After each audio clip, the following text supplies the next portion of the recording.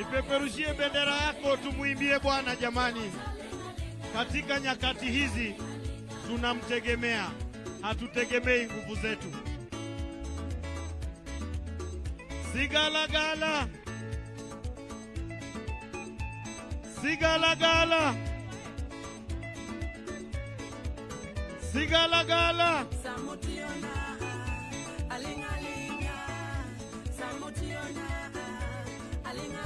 Vile vile kwa njia ya kipekee tambue uwepo wake Bi Dr. Aida Odinga, mjane wa baba, pamoja na familia Winnie Odinga, Raila Odinga Jr.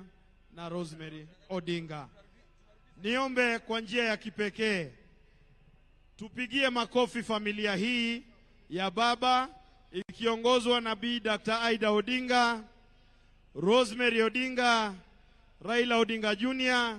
na Winnie Odinga, pamoja na Dr. Oburu Oginga, vile vile familia yote ya Jaramogi kwa jumla. Tuwapigieni makofi mazuri jamii hii, na tuwashukuruni sana kwa kutulelea baba kwa miaka hii 80.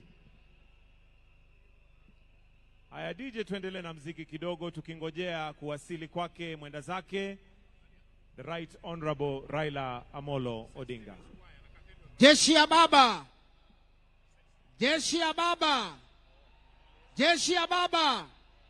Joey, Joey, Joey, piga kelele ya mwisho ya kusindikisha Raila Amolo Odinga ndani ya Nyayo Stadium. Haya basi DJ, kata kidogo DJ. Studio, asante sana DJ. St. Stephen Choir wajitayarishe ili waweze kupromosha kidogo burudani tukiendelea kungoja. St. Stephen's Choir, uwanja ni wenu.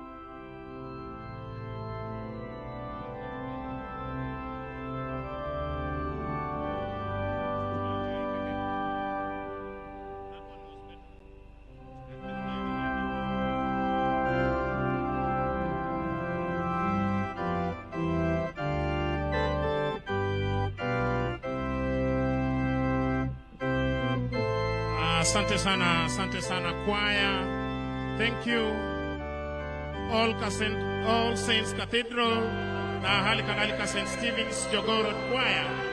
Kwa heshima tafadhali nafahamishwa tuwapishe wenzetu tuweze kupisha wanajeshi nafasi hiyo ili waweze kuendelea na gwaride tafadhali. Kwa heshima naomba sote tusimame kwa wimbo wa taifa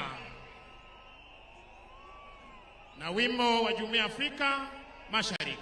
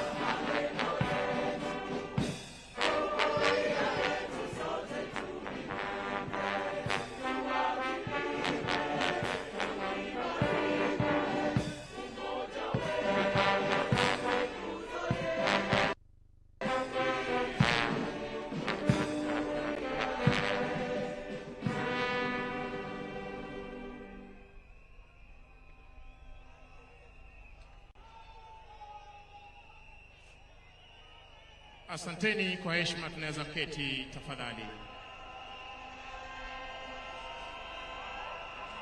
Mheshimiwa Rais wa Jamhuri ya Kenya na Amiri Jeshi Mkuu wa majeshi yote ya ulinzi, ningependa niweze kupeana itifaki ama ratiba itakayoweza kufuata kwa kimuktasari.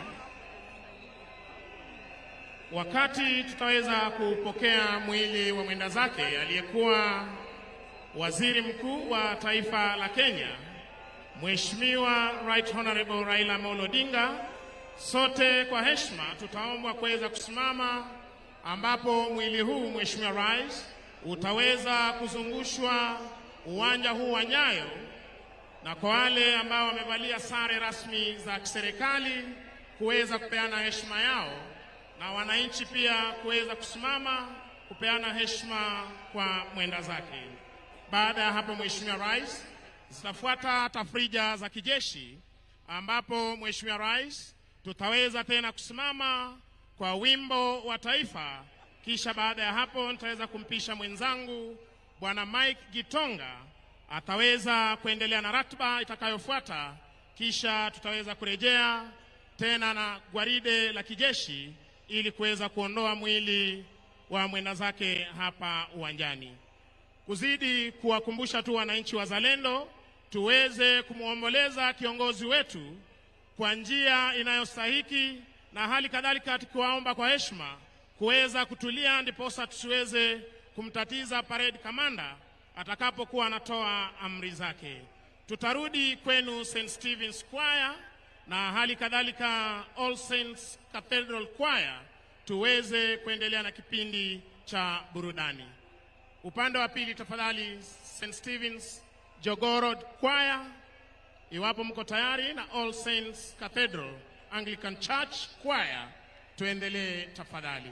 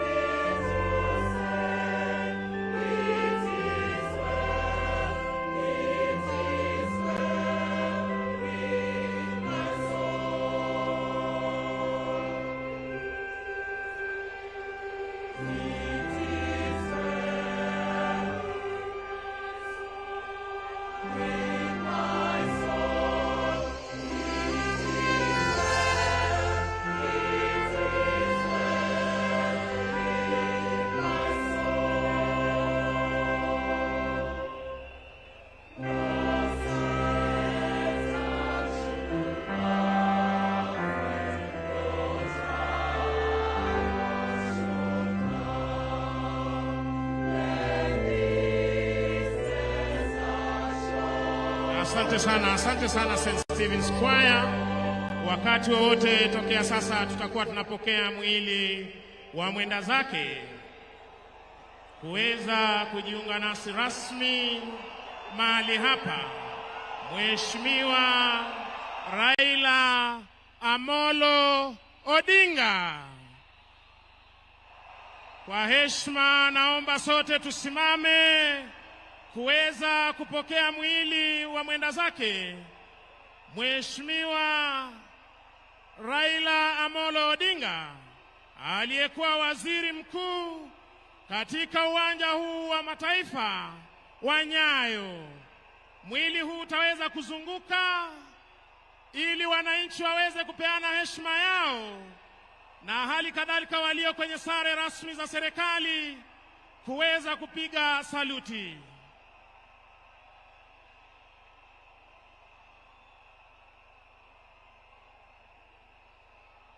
Bendi ya majeshi ya ulinzi, mtupe him tunapozunguka na mwili huu tafadhali. Bendi tunaomba mtupe him mwili huu unapozungushwa tafadhali.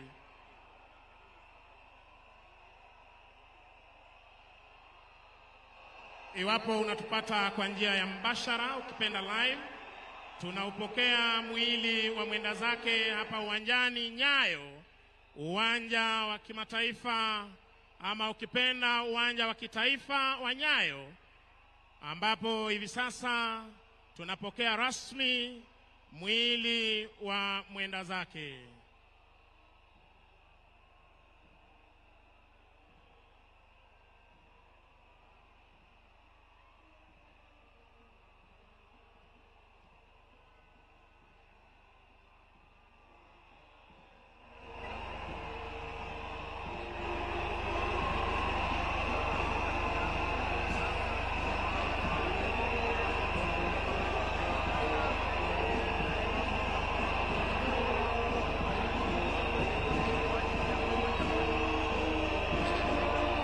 Hakika wema nazo fadhili zitanifuata siku zote za maisha yangu. Nitakaa nyumbani mwa Bwana.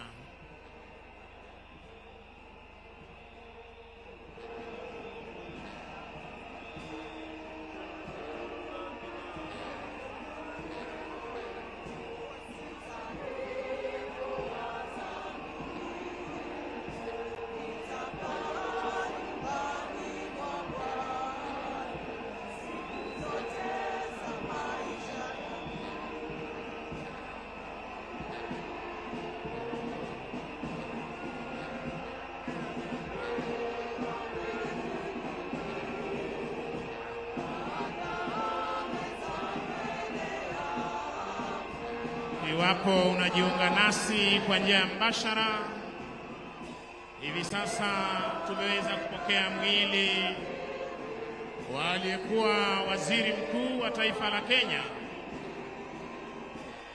Right Honorable Raila Amolo Odinga, ukiwezwa hivi sasa kuonyeshwa kwenye umma ukiwa umevikwa bendera ya taifa letu la Kenya, ikiwa ni heshima ya hadi ya juu ambayo ameweza kupewa na taifa lake kwa majukumu aliyoweza kutekeleza akiwa hapa duniani. Na ni vyema Mwenyezi Mungu ameona tangulie mbele za haki. Tunazidi kushukuru Maulana kwa miaka 80 aliyoweza kutupa tukaweza kuishi na kiongozi wetu Raila Amolo Odinga, na hali kadhalika tukishukuru yale yote aliyoweza kuchangia kwa miundo misingi ya taifa letu la Kenya. Wananchi wakiweza kupeperusha bendera hivi sasa, wakiweza kumpa buriani kwa heri Mheshimiwa Raila Amolo Odinga, hii leo ikiwa ni misa ibada, na inshallah siku ya Jumapili tutaweza kumpumzisha.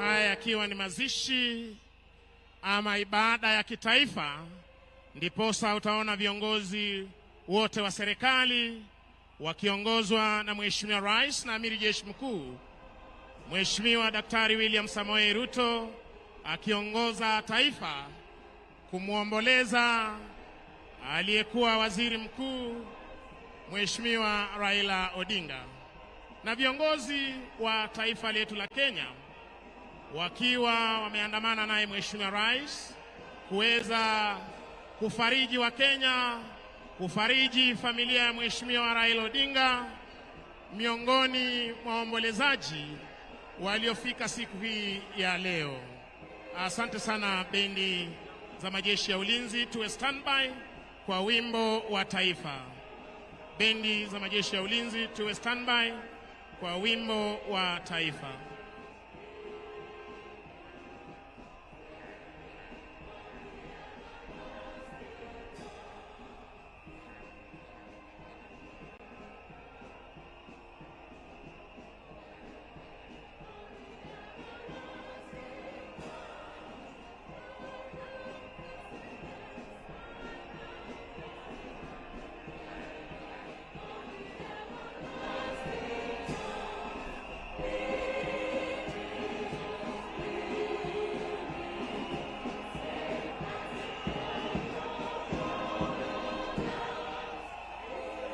basi tunavyoshuhudia sote, upande ule wa pili Mheshimiwa Rais na viongozi wa tabaka mbalimbali pall bearers wakiweza kujitayarisha kuweza kuondoa mwili wa mwenda zake kwenye gari hili maalum ambalo hutumika kubeba watu mashuhuri.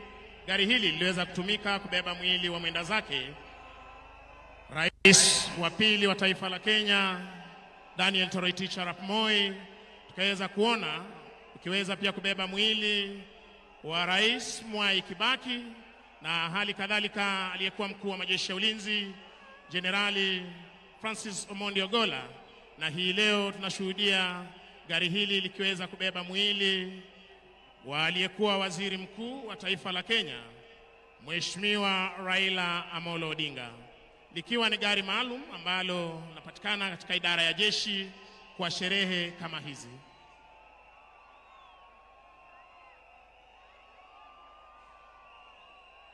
Maafisa watakaobeba mwili wa mwenda zake hivi sasa wakiweza kujitayarisha ili wakabebe mwili huu hadi mahali tutakapoweza kupokea wimbo wa taifa, kisha tutaweza kuketi na nitaweza kumpisha mwenzangu aweze kuendelea na itifaki na ratiba itakayofuata ya misa ibada ya mwenda zake.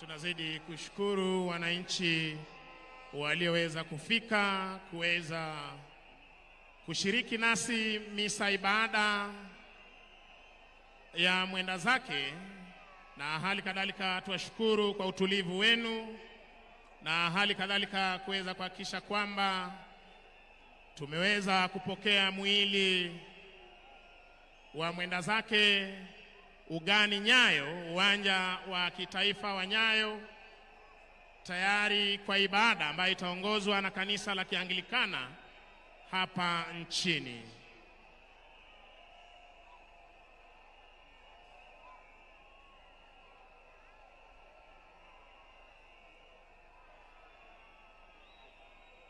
Haya ikiwa ni ibada ya kitaifa ya mwenda zake aliyekuwa waziri mkuu Mheshimiwa Raila Odinga, mwili wake hivi sasa ukiweza kutayarishwa na pall bearers ili tuweze kupokea mahali hapa rasmi.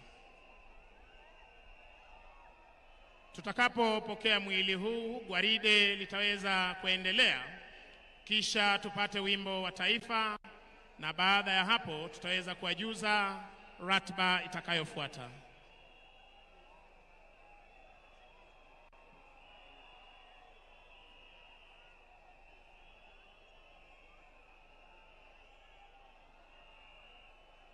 Kitazama jeneza la mwenda zake limeweza kufunikwa na bendera ya taifa letu la Kenya, ikiwa ni uzalendo wa hali ya juu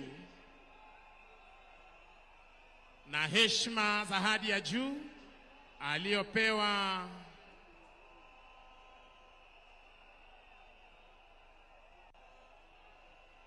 mwenda zake.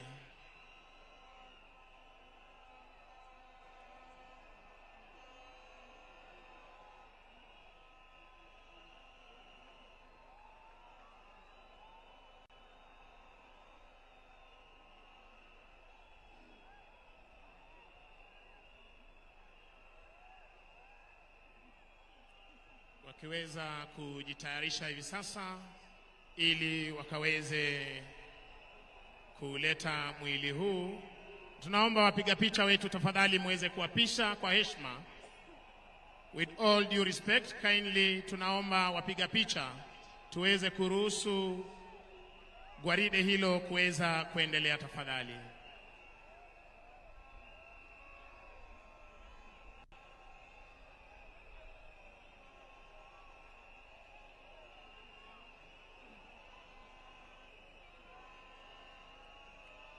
Viongozi wetu wa kidini kutoka idara ya jeshi wakiwa mahali pale, kiongozi wa kanisa la Kianglikana, dini ya Kiislamu na hali kadhalika kanisa la Kikatoliki wakiwa tayari kuweza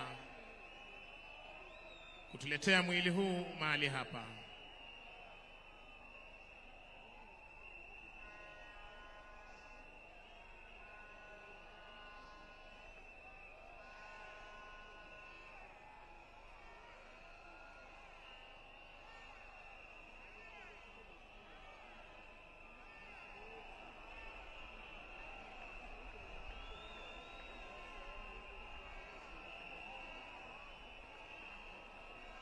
Wataweza kuleta mwili huu kwa gwaride mwendo wa kinyonga ama ukipenda slow march, ili tuweze kupokea mwili huu rasmi kwenye jukwaa maalum.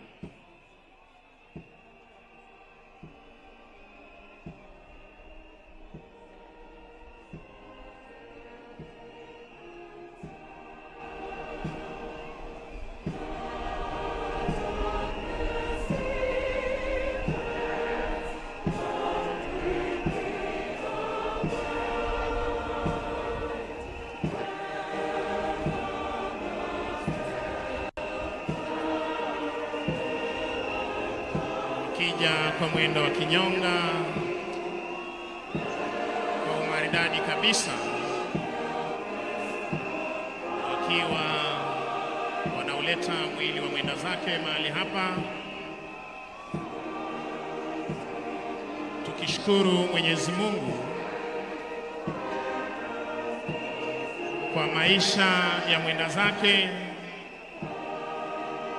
Mungu wa majeshi mwenye kuneemesha neema zote, neema kubwa na neema ndogo ndogo.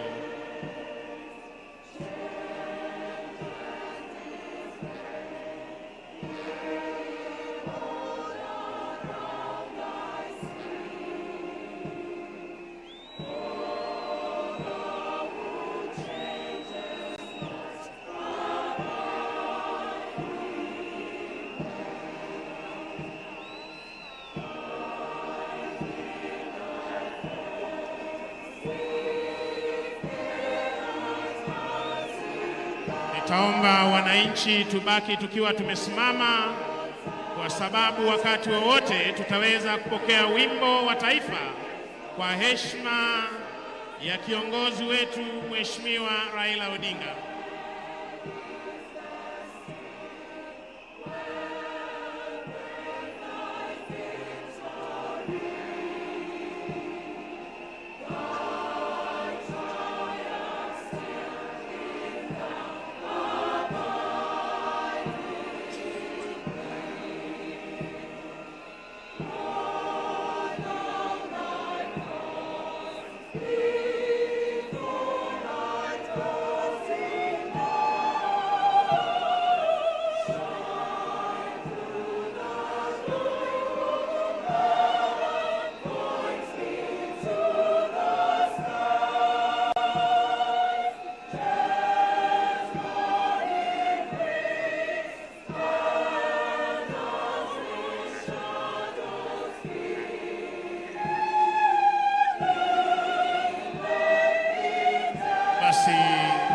Naomba tubaki tukiwa tumesimama kwa wimbo wa taifa.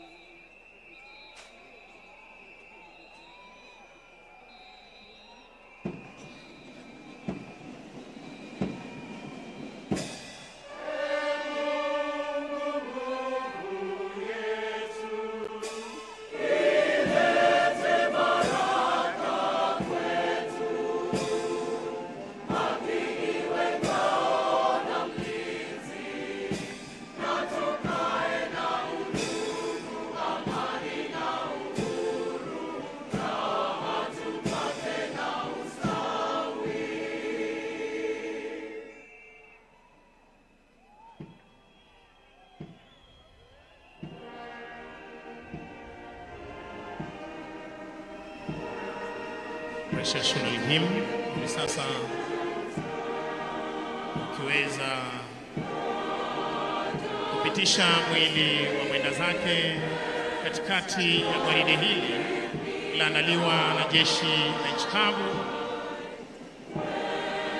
Kisha baada ya hapo tutaweza kuendelea na ratiba ya siku ya leo.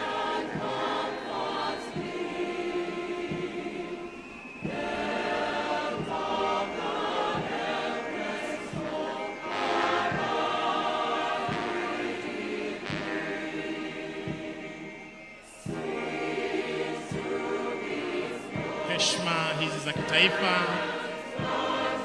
akipewa kiongozi wetu siku hii ya leo.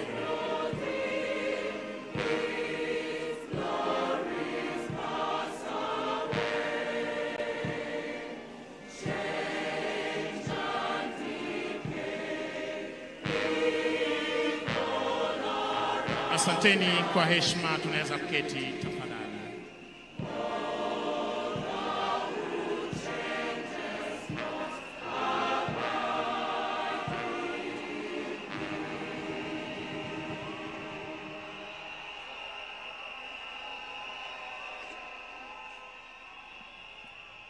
Asante sana wananchi wazalendo mlioweza kufika kuomboleza nasi na hali kadhalika kujiunga nasi kwa ibada ya mwenda zake Mheshimiwa Raila Amolo Odinga. Mheshimiwa Rais, kwa ruhusa yako hivi sasa nipishe mwenzangu Bwana Mike Gitonga aweze kuendelea na ratiba itakayofuata. Welcome, sir. Asante mwenzangu Bwana Misango. Your Excellency Dr. William Samoei Ruto, President and Commander-in-Chief of the Kenya Defence Forces. Your Excellency Rachel Ruto, First Lady of the Republic of Kenya. Your Excellency Aida Odinga and family.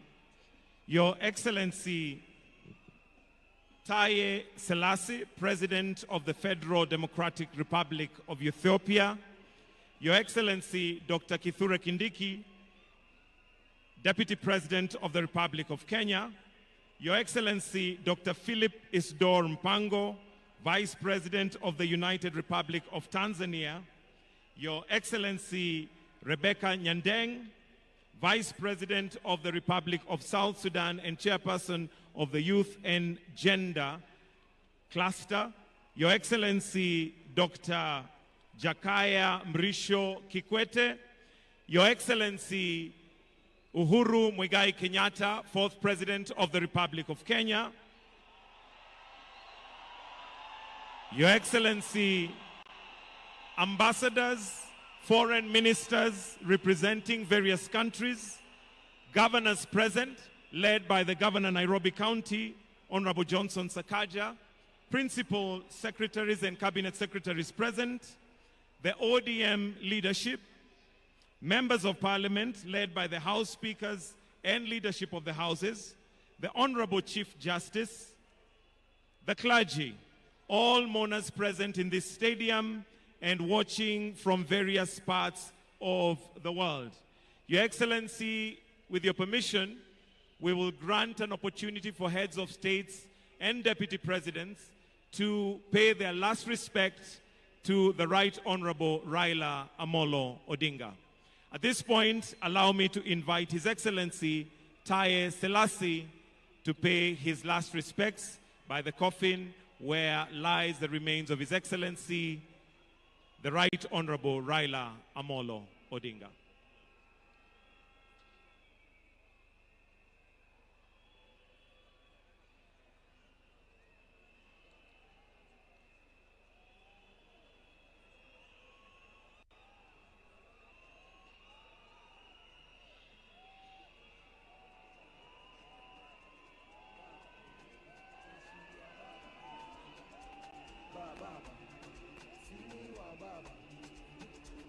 Baba, jeshi ya baba, baba, sini wa baba, baba, jeshi ya baba, baba.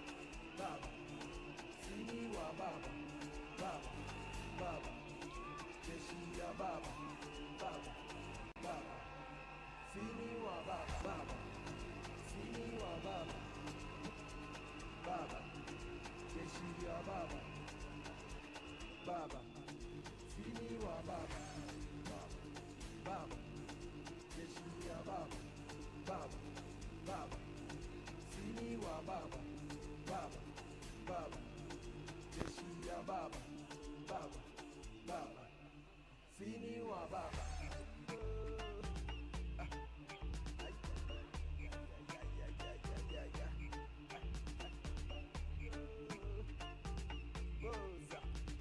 Let me also now invite His Excellency Dr. Philip Isdor Mpango, Vice President of the United Republic of Tanzania.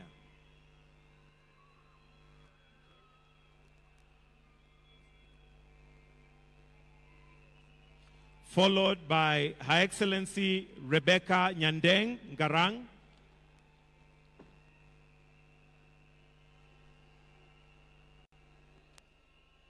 then followed by His Excellency Dr. Jakaya Mrisho Kikwete.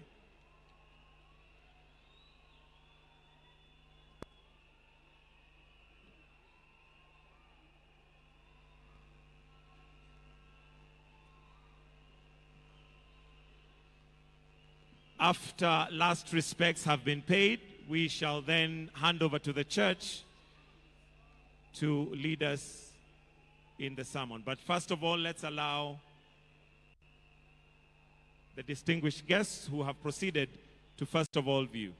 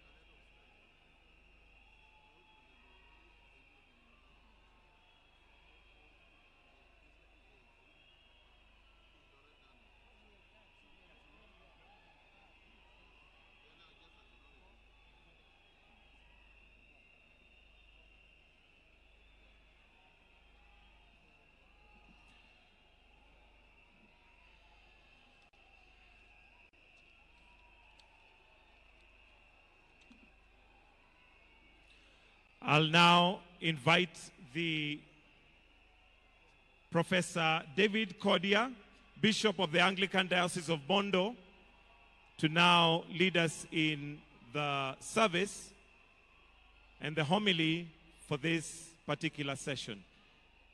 Professor David Cordia, Bishop, karibu tafadhali.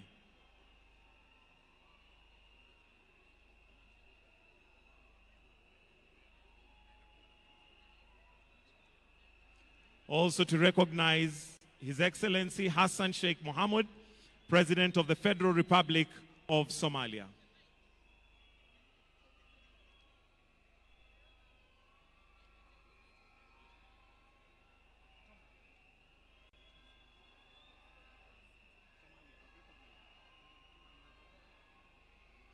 Also to recognize Interior Minister of Rwanda, representing His Excellency Kagame, President of the Republic of Rwanda.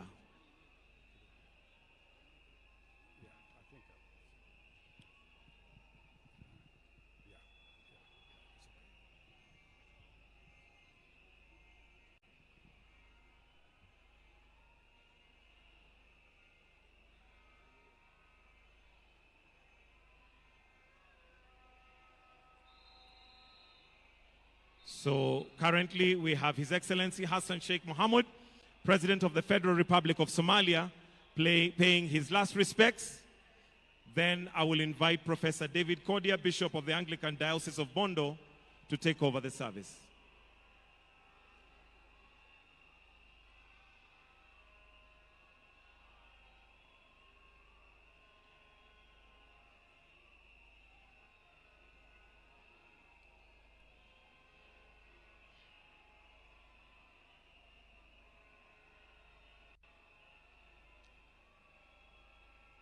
Professor David Kodia, kindly you may take over the service and lead us in the sermon.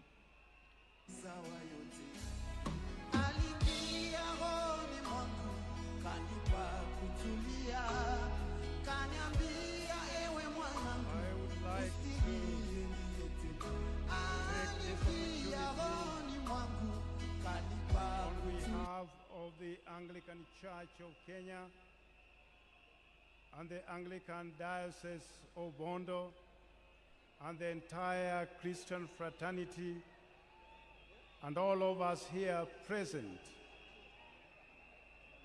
I want to say thank you for all those who have come and ask for silence as we begin this service. So by the divine calling to our episcopacy, I wish to declare this service, state funeral service, for the Right Honorable Raila Amolo Odinga officially opened. In the name of God the Father, the Son, and the Holy Spirit. Amen. And I would like to ask Bishop Jonathan Kabiru of Nairobi to come and open the word.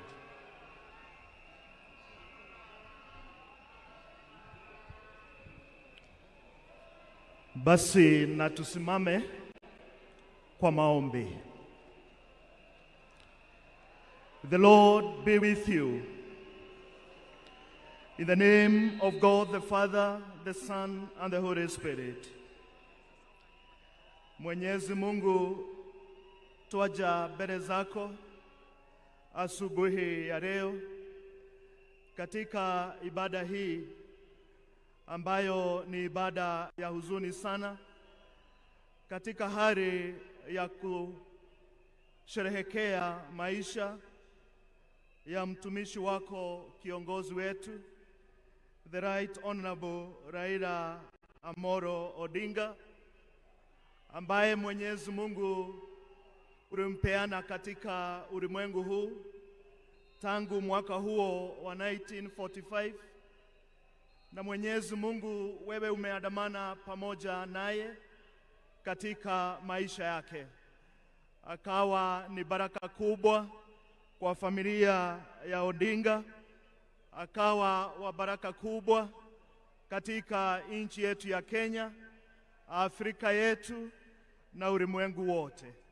Na sasa katika kikao hiki tunaomba uwepo wako uwe pamoja nasi, ututulize roho zetu, ufariji familia yake, na ibada hii iendelee vyema, na katika hali zote Mwenyezi Mungu uweze kutamalaki. Twaomba ya kwamba kama watukufu wa nchi hii yetu ya Kenya, ya kwamba neema yako na amani yako itakuwa juu yetu. Kwa Kristo Yesu twaomba na kuamini. Amen.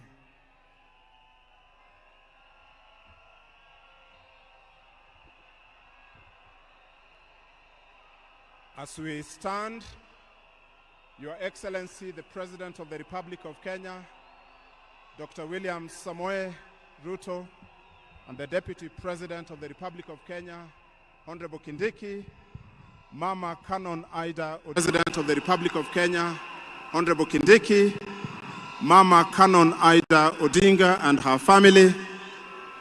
On behalf of our bishops, as the Anglican Church, we are delighted to lead the family, the nation, and the world in honoring a great son of Africa.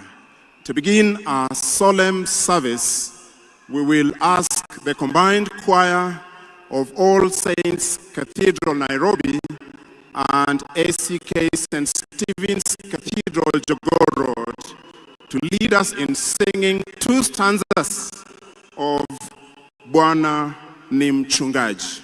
Tunaposimama tafadhali.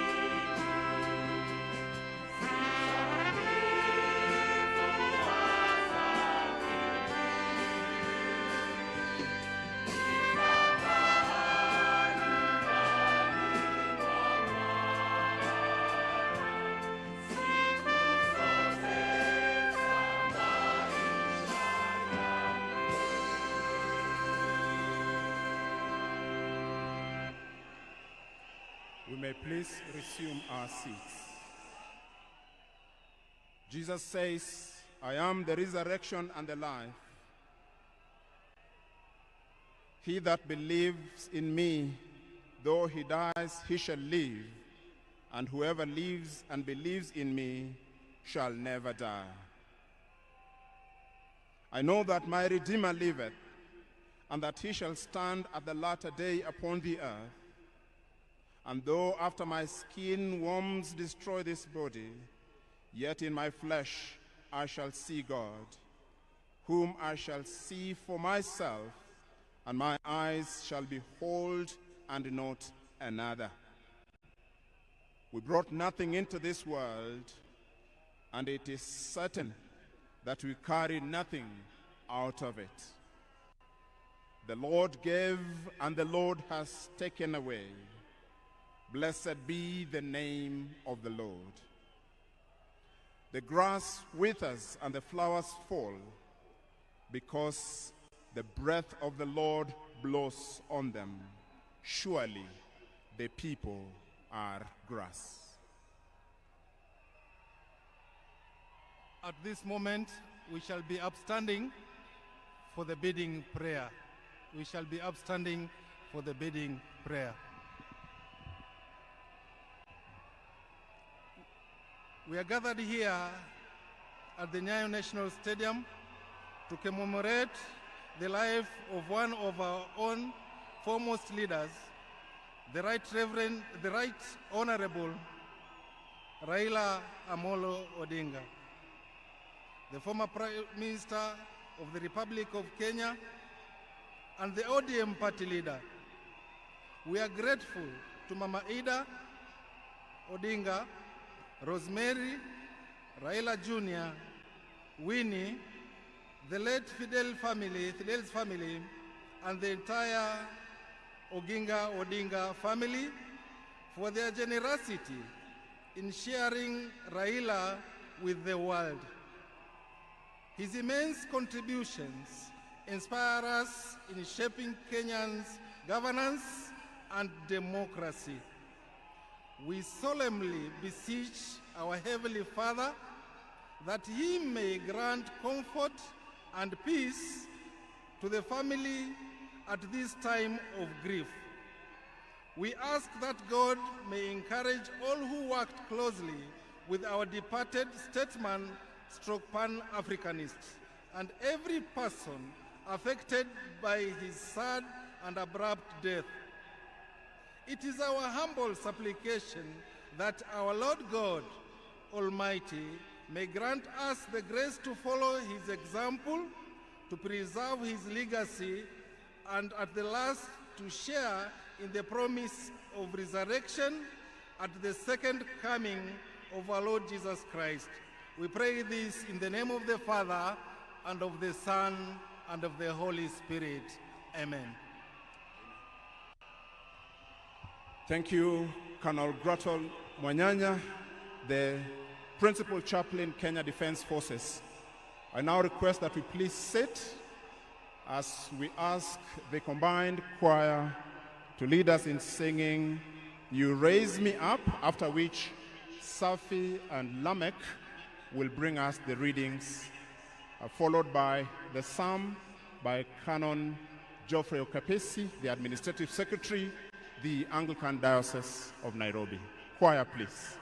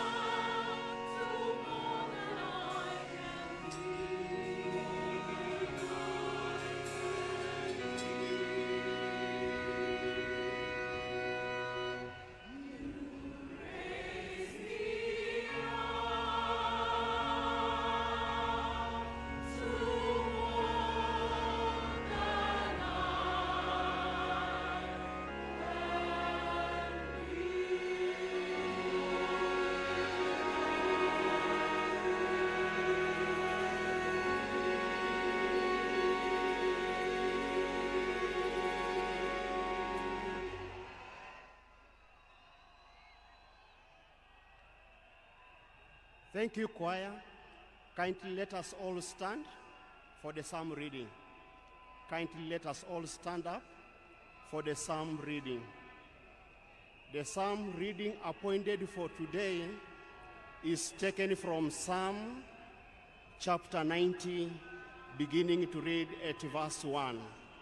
Psalm chapter 90, beginning to read at verse 1. Lord, you have been our dwelling place throughout generations.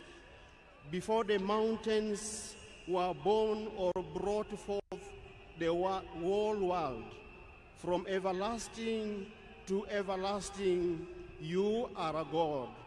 You turn people back to dust, saying, return to dust, you mortals. 1,000 years in your sight are like a day that has just gone by, or like a watch in the night. Yet you sweep people away in the sleep of death. They are like the new grass of the morning. In the morning it springs up new, up by evening it is dry and withered. We are consumed by your anger and terrified by your indignation. You have set our iniquities before you, our secret sins in the light of your presence. In all our days pass away under your wrath. We finish our years with a mourn. Our days may come to 70 years or 80, if our strength endures. Yet the best of them are but trouble and sorrow, for they quickly pass and we fly away.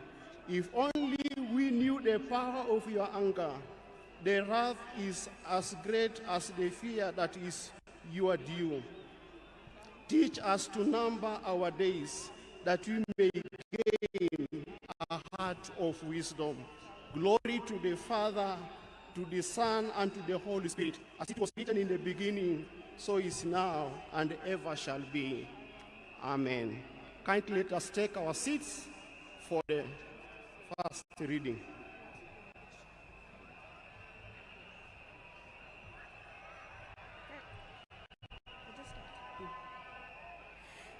In presence of God,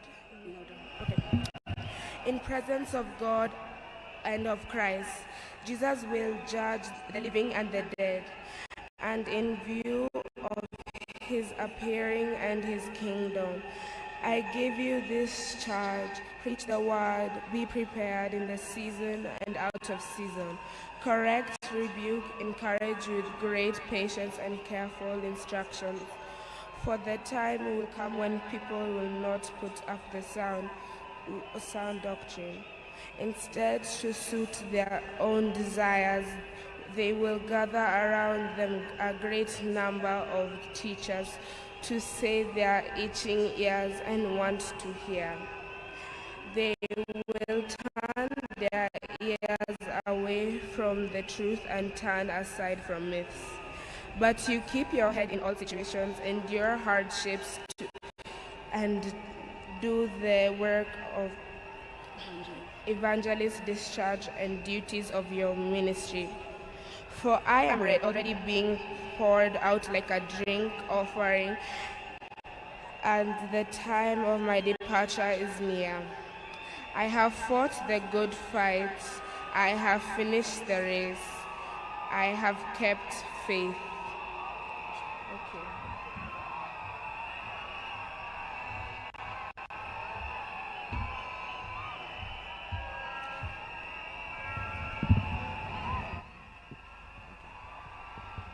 The second reading is John 5:25 to 29.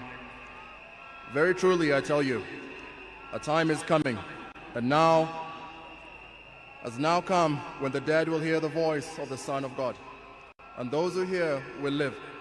For the Father has life in himself, so he has granted the Son also to have life in himself. And he has given him authority to judge, because he is the Son of Man. Do not be amazed at this, for a time is coming when all who are in their graves will hear his voice and come out. Those who have done what is good will rise to live, and those who have done what is evil will rise to be condemned. This is the word of God.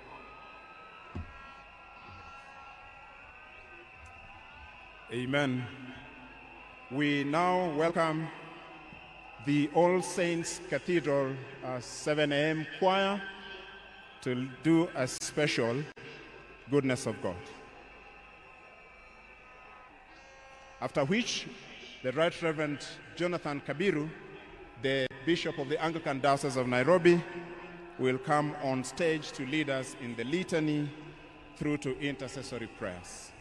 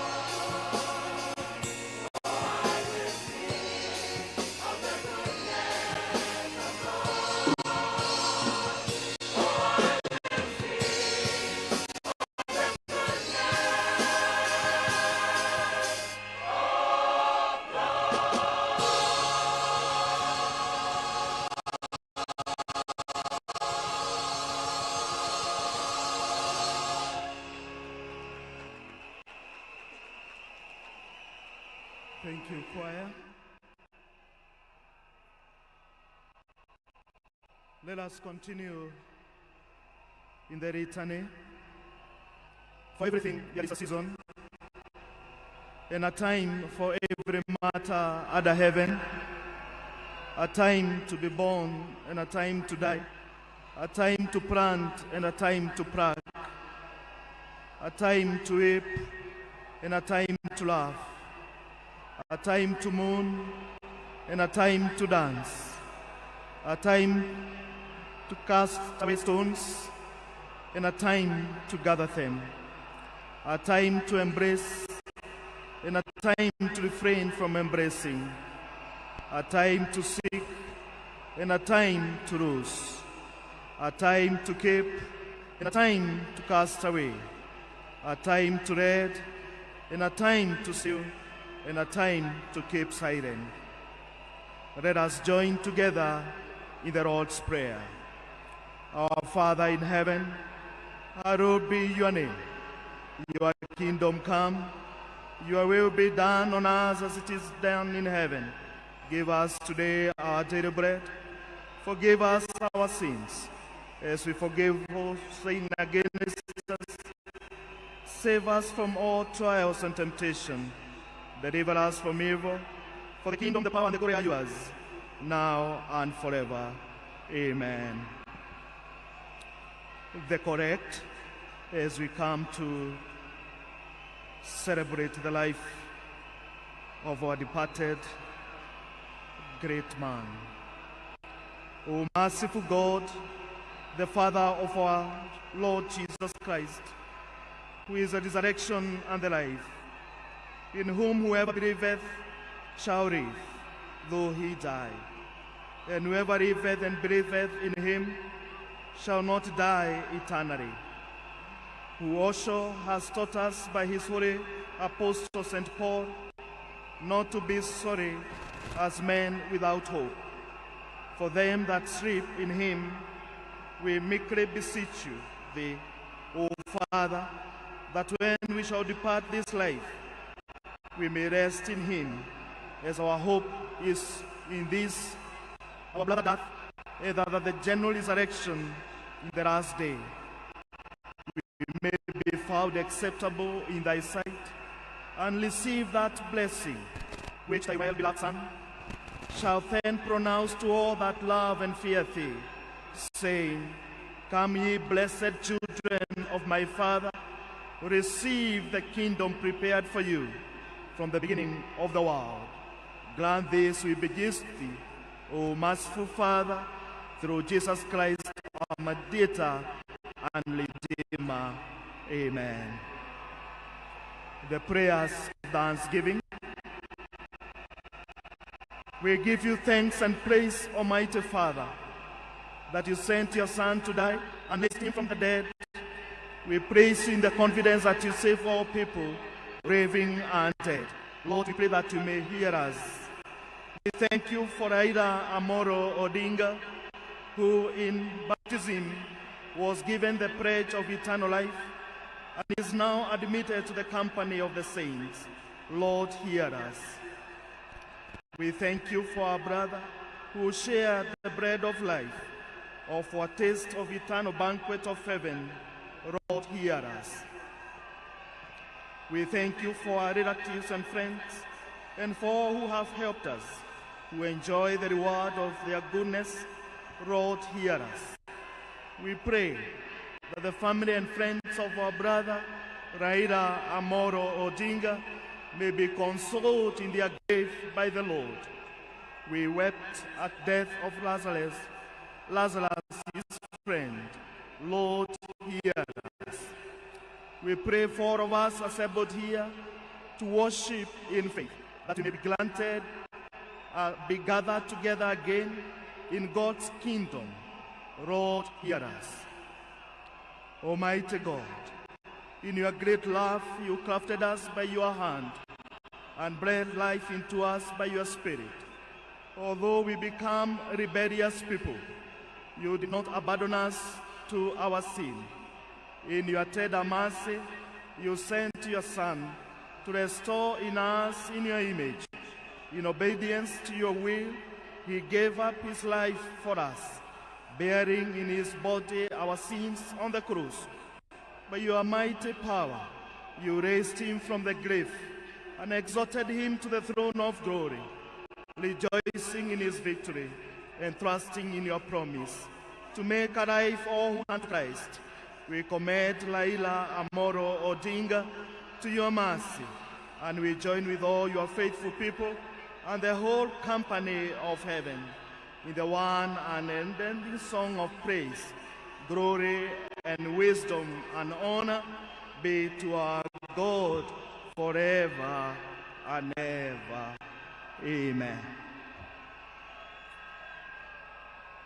We are so grateful to God for this far that we have come in celebrating the life of the late Right Honorable Raila Amolo Odinga. We have with us the Bishop of the Diocese of Bondo, where the family of Odinga come from. And I take this opportunity, Your Excellency, to welcome Bishop Professor Cordia, who will bring to us a homily at this particular time. We are going to stand and we are going to be read in a hymn so that we can be able to welcome the preacher of the day. Kindly let us stand as the provost announced the hymn.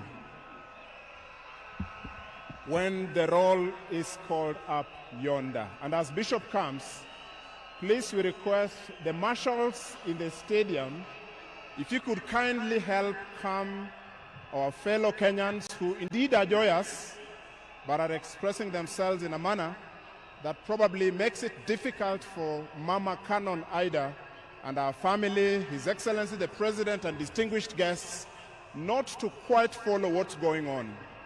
We kindly respect our pain and how we are expressing our grief. We graciously request fellow Kenyans in the stadium, could we maintain some level of calm? Baba Raila Amolo Odinga loved peace. Could we celebrate him in peace so that we hear the bishop speak to us? We stand to sing When the Roll is Called Up Yonder.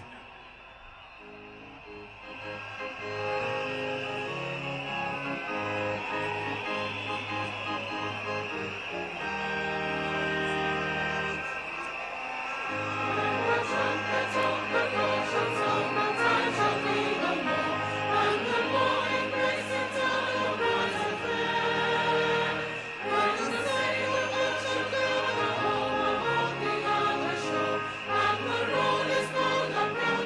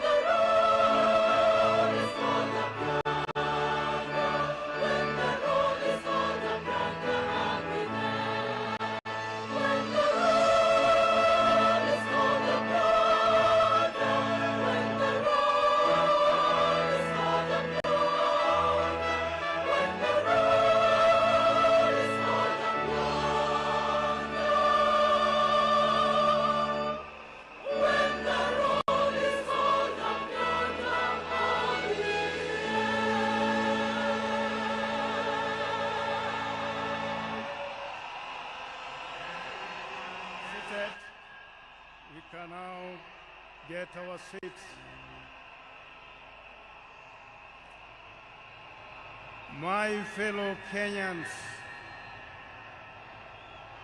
this is the time that God wants to talk to all of us as we give our last respect to our Baba. If he were to be here addressing you, he would start by saying, "Higher, higher," and all will be well.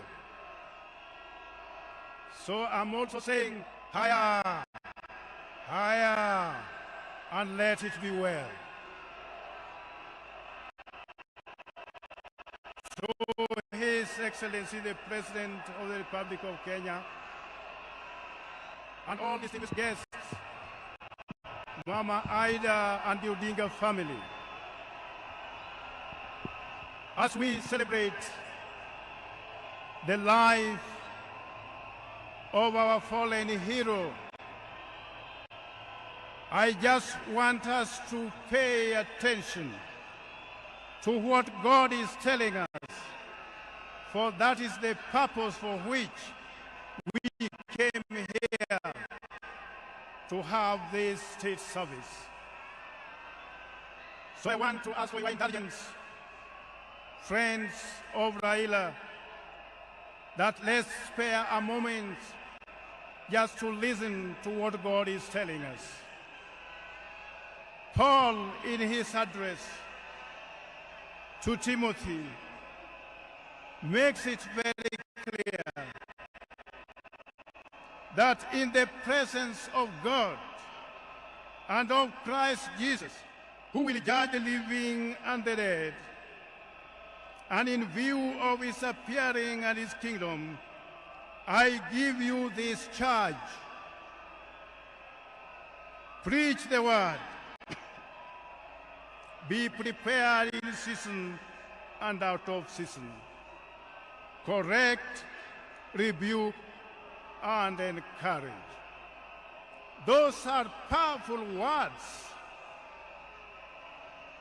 When Paul gave a strong charge, saying, "Come and listen, for this is my word that I give unto you. Proclaim the things that God has commanded you to proclaim." What the theme of my sermon is the power of the word. God has given us his power in his word, and that word must be proclaimed in order to have effect on us. That power has been given unto us so that the world could be a better place. That power has been given to us so that all of us would be able to live in freedom and in liberty. Power to correct, power to rebuke, and power to encourage. The Prime Minister was given that power, and he used that power effectively. The power to proclaim the new dawn in the Republic of Kenya. The power to proclaim the new freedom where now all of us can be able to say whatever we feel we need to say. The power to proclaim liberation of mankind from the state of fear to the state of boldness. Being given the power to proclaim. All of us, in one way or the other, we have been endowed with that power to proclaim something. when His Excellency is given the power, is also given the power to proclaim certain declarations with far-reaching effects on the entire Republic. Power to proclaim. The question is today, which we are all asking, as we celebrate the life of Baba, is how do we apply the power to proclaim that God has given us for the good of the nation, for the good of all of us, for the good of humanity. Baba is one such politician that never used the power of money to intimidate people or to lure followers. Today we have very bad manners amongst most of our politicians. They have taught our people the culture of handouts, that wherever you are, you must give part with money. And woe unto those who drive big vehicles, they are in trouble. Whenever you are seen, you are only seen in terms of money. What can you be able to give? Baba Raila Amolo Odinga never used the power of his wallet as a convincing tool to others, but he used the power of persuasion. He used the power of persuasion. He used the power of the word. Let's allow ourselves to be used of God so that the power He has given us may be the power that is correcting, the power that is reconciling, the power that's rebuking what is evil and what is not evil.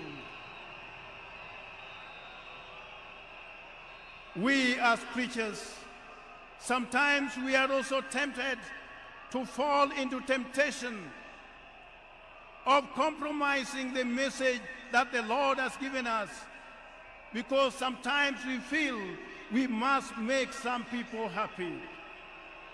I want to tell you for free that God has called all of us only to proclaim His will, and once we proclaim that, we remain stronger than ever before. We become more charged to speak the truth than ever before. How many can fit in the shoes of Raila Amolo Odinga today? How many can fit in that shoes today as I speak?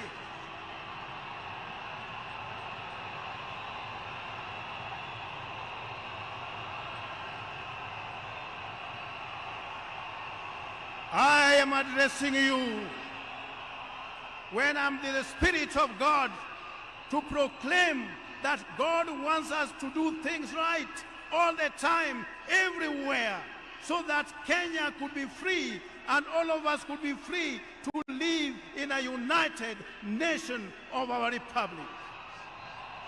That was the wisdom that God had given him.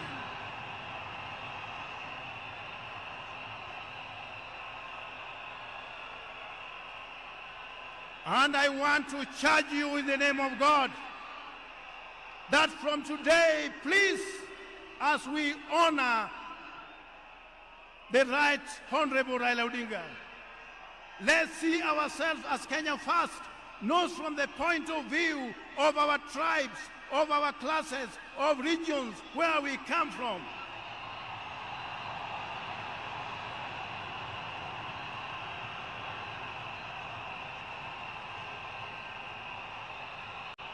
Kenya is too small to be subdivided into regions.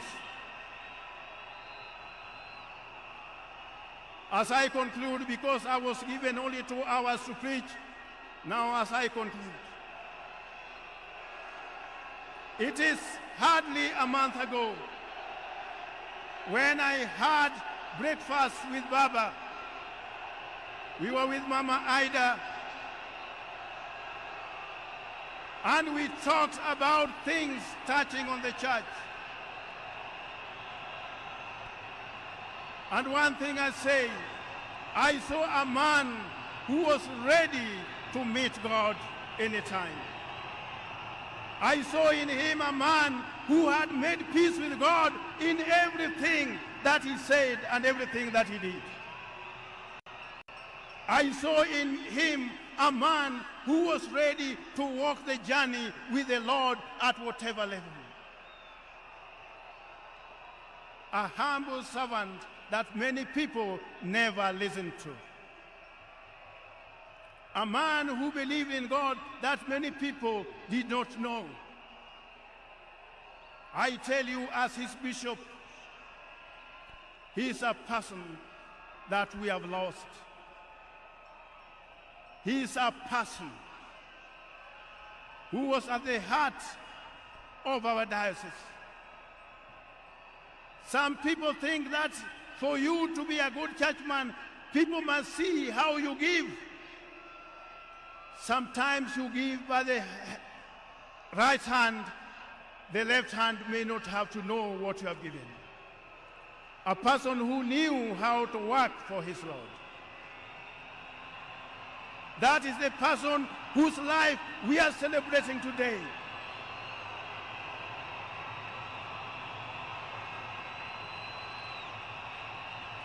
And I want to say without contradiction, Your Excellency the President, what you have done,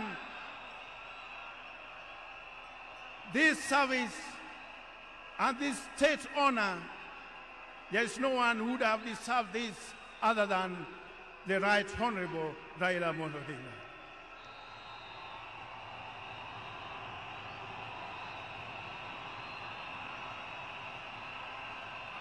And when we are proclaiming the word, we should not be fearful.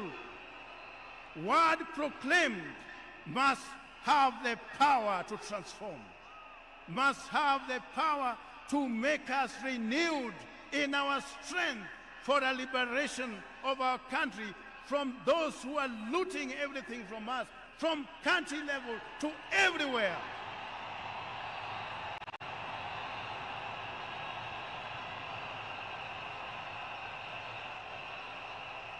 If there is anyone here, I want us to make a testament. I want us to make a testament with the people of Kenya.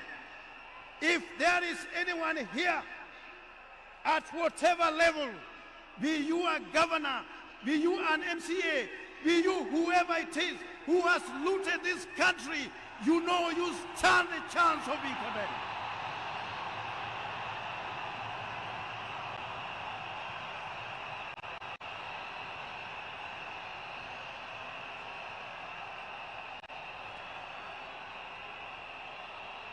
So when we are talking about a person of the stature of Raila Amolo Odinga, we are seeing in him those strands of justice which are yet to be worn. We are seeing in him those strands of peace which are yet to be achieved. We are seeing in him the strands of reconciliation which we are yet to see. We are seeing in him the Kenyanhood being at the center of everything else. May God bless you all. May God lift you up as we bid farewell to Baba. In the name of God the Father, the Son, and the Holy Spirit. Amen.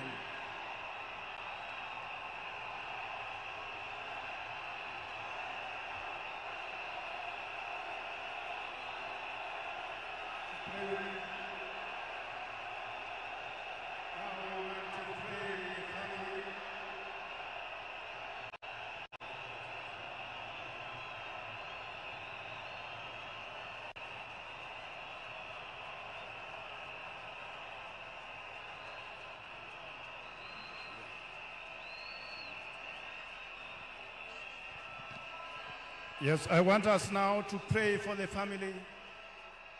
Let us all be silent a bit as we commit this family before God. God, you are always graceful. You are always merciful. You are always loving. And you are always caring. This is the family that you had made for us in this Republic of Kenya, to be the champion of democracy, of freedom, of love, of the unity of our nation. You have left Mama Ida remaining to be the mother of all of us.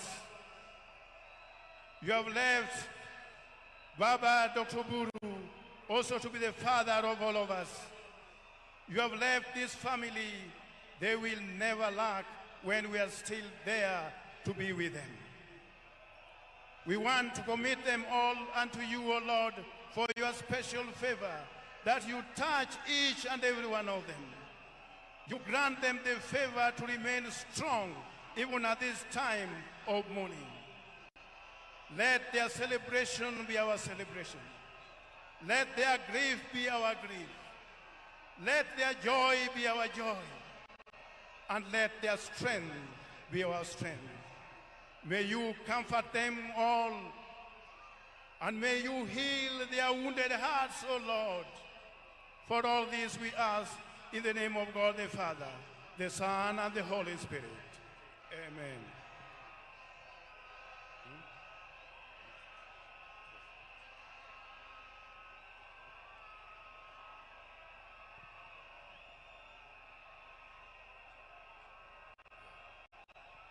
As we now close, we want to go to the commendation. Our brother, Raila Amolo Odinga, may you go into the hands of God, O merciful Savior. We commend your servant, Raila Amolo Odinga, unto you, O Lord. Eternal rest grant unto him, O Lord, and let the perpetual light shine upon him. May his soul and the souls of all the faithful departed through the mercy of God rest in peace, rest in peace, rest in peace. Amen.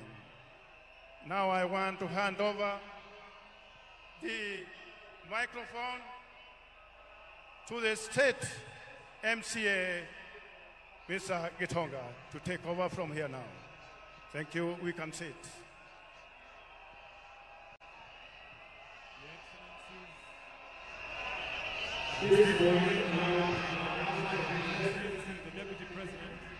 Professor Kithure Kindiki, who will now program from here. Welcome, Your Excellency, the Deputy President of the Republic of Kenya, Professor Abraham Kithure Kindiki.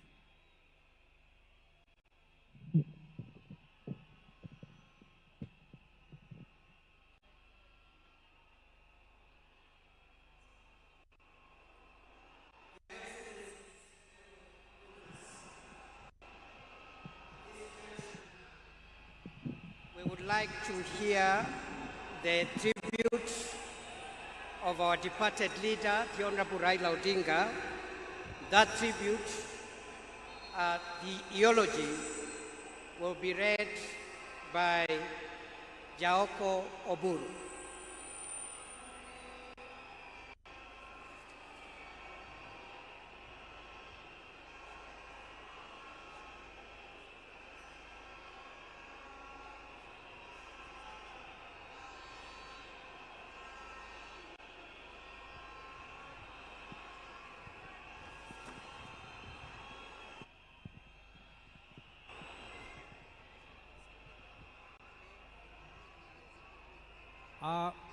I am honored, Baba, to read your eulogy. May the Lord give me peace and give peace that transcends all understanding to us, your orphans. Raila Amolo Odinga is truly a once-in-a-generation leader, a man whose ideals transcended politics and whose legacy will shape Kenya's destiny for generations to come. President William Ruto announced the demise of former Premier on 15th October 2025. On the 15th October 2025, the mortal journey of the Right Honorable Raila Amolo Odinga came to an end. But his spirit is immortalized in the story of a life that began on the 7th of January, 1945. For 80 years, he embodied resilience, boundless optimism, a will to test limits, ventured into new frontiers and imagined new horizons, all in a steadfast love for country. He was a leader who never wavered in his belief in the good of his people. Raila Odinga lived a life of purpose. He chose to fly high, urged the nation to dare, and challenged Africa to fight for its place in the world and retrace the dreams of the continent's founders. Over the past 3 years, we have witnessed an outpouring of emotions of a nation gripped in grief. Africa has grieved for him. Indeed, the world has grieved for him. Our nation and the world struggling with the question, did we really know him in his fighting to find hope in his enduring legacy?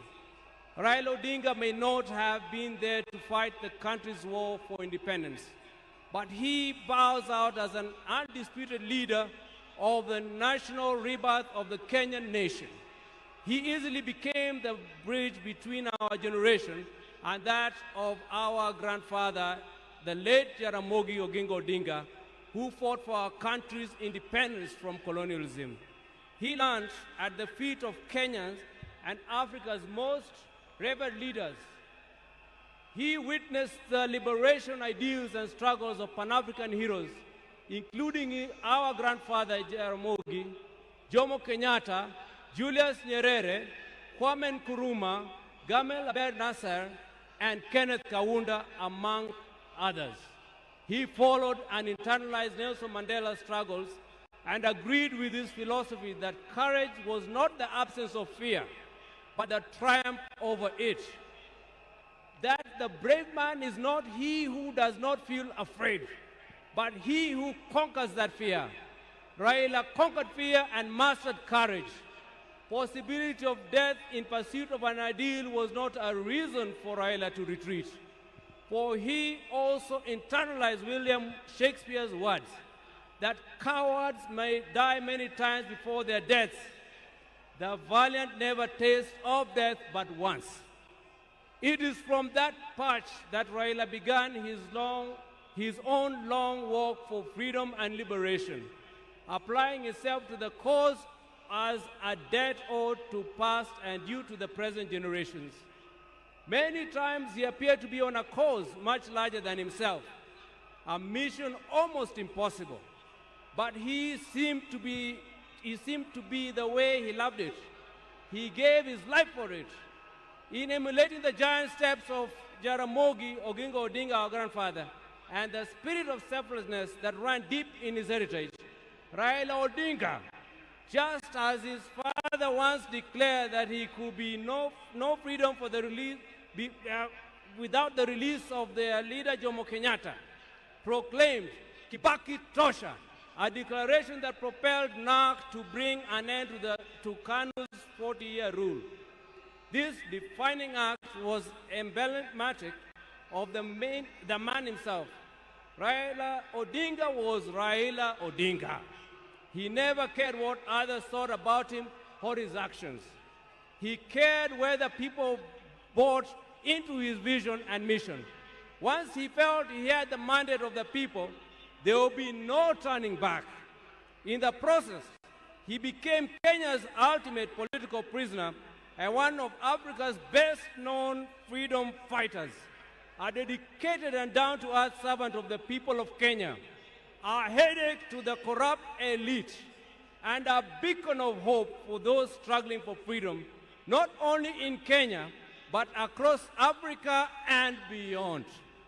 Generations to come will honor him and offer gratitude. Raila Odinga cared deeply about Africa and worried eternally about its decline. For that, he applied himself to peace and reconciliation missions across the continent whenever called upon. During the 90s, he worked closely with the International Republican Institute as a resource person for peace and conflict resolution in the then war-torn countries of Mozambique and Burundi, and offered similar support to peaceful electoral processes in Nigeria and Zimbabwe. He mastered Africa's conflicts and the forces and issues behind them. The highest executive position he ever rose to was that of Prime Minister of the Republic of Kenya, following the signing of a National Accord and Reconciliation Act 2008, which created the office to facilitate power sharing after the controversial 2007 elections. Earlier, he had served as Member of Parliament for Lang'ata constituency within the city of Nairobi from 1992. However, the hallmark of Raila's life and career was not in executive mansions and offices.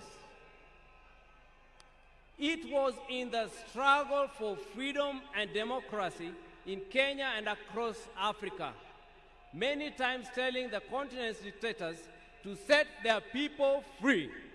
It earned him outright enemies, cynical friends, and admirers in Africa and beyond.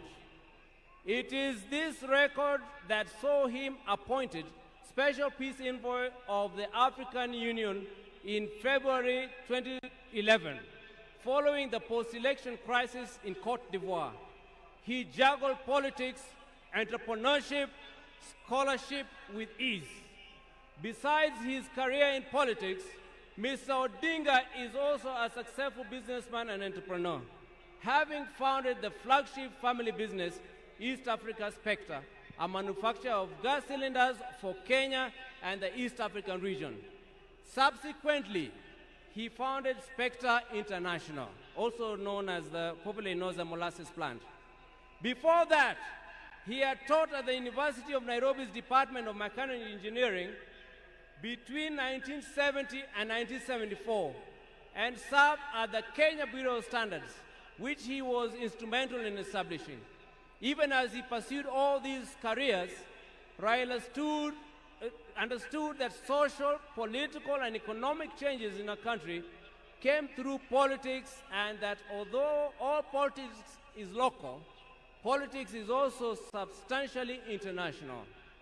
So even as he appeared to be rabble-rousing in the trenches of Kibra and Kondele, he understood that an hour comes when he needed to dust himself off and sit in boardrooms or take a plane to global capitals to negotiate politics and policies. He did that effortlessly, moving from dusty Kamkunji grounds to a meeting in diplomatic circuits of the country within the hour. It was normal for Raila to be tear-gassed, water-hosed, and even shot at, only for him to show up at the boardroom for meetings with his tormentors as if torture at the field did not happen. He understood the place of man-to-man negotiations in the quest to influence policy and power. Raila disagreed fundamentally with many politicians about the state of the Kenyan nation and how to transform it. But those disagreements never stopped him from sitting down with those he disagreed with or sympathizing with the views of fellow politicians. Raila believed in political parties as vehicles for advancing democracy and good governance. It is upon this belief that he was founder member of the Forum for Restoration of Democracy, FORD, later FORD Kenya in 1991, the National Democratic Party, NDP, in 1996, and the Liberal Democratic Party, LDP, in 1997. And in 2005, his present political vehicle, the Orange Democratic Party of Kenya, ODM.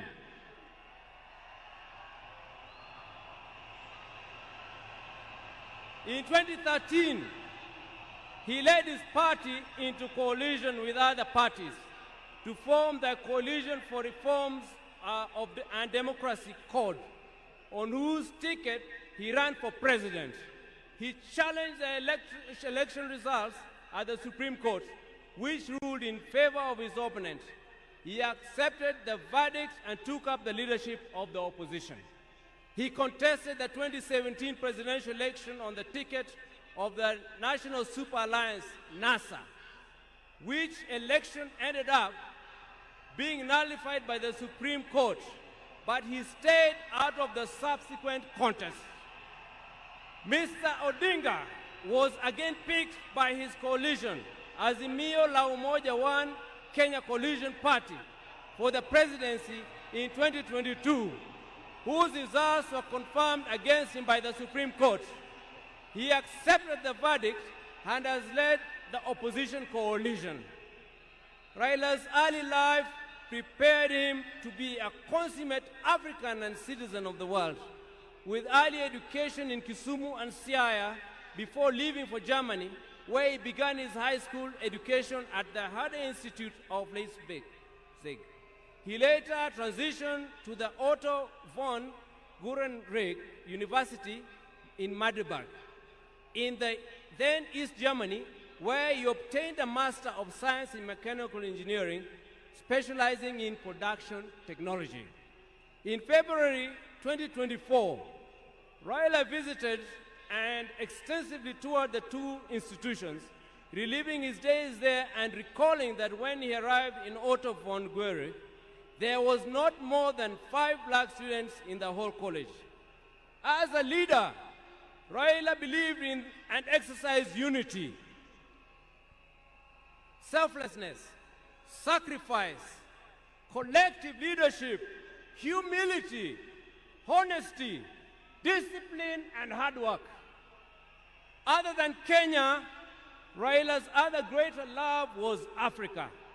He celebrated the continent's potential and mourned its poverty. He mourned the death of leadership on the continent and felt the pain of its people being left behind by less endowed regions of the world because of failure of leadership.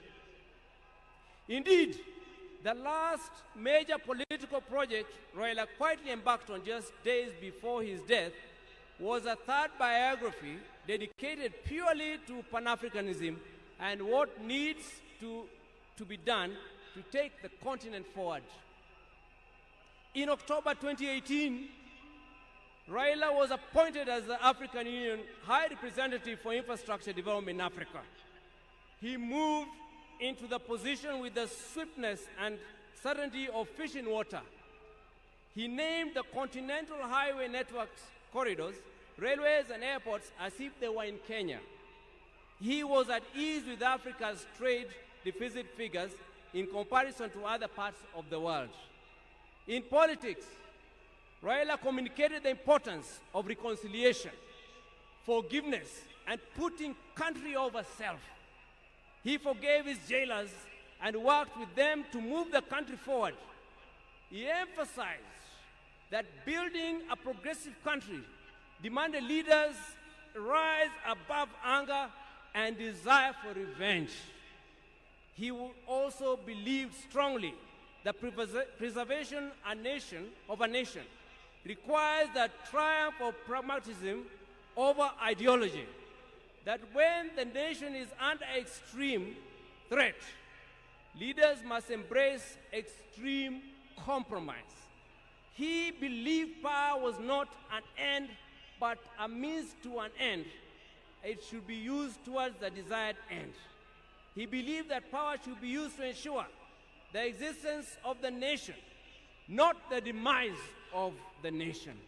He wanted power to be used to ensure progress, prosperity, and peace of and among nations, and not for any causes that would yield contrary outcomes. We will cherish Raila's memory in the heart of our nation, and I believe in the hearts of many African nations. Fare thee well, our champion, our freedom fighter, our Baba. You have fought the long fight. You have finished the arduous race. You have kept the unshakable faith. Your work here is done. The struggle continues. Rest in peace and eternal, rest in perfect and eternal peace. Thank you, Baba. Long live the King!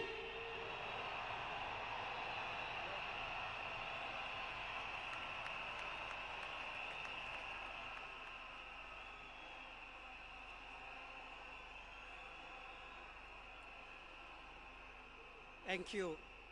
Thank you very much. We are going now to receive the following family members to eulogize their father, Winnie Odinga, Raila Odinga Jr., Rosemary Odinga, and later on, Mama Ida. And Mzee Senator Dr. Oburu Oginga will close that chapter on the family tributes. Karibuni.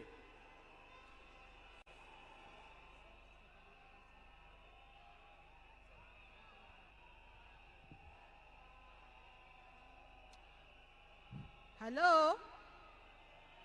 Hello? Hello?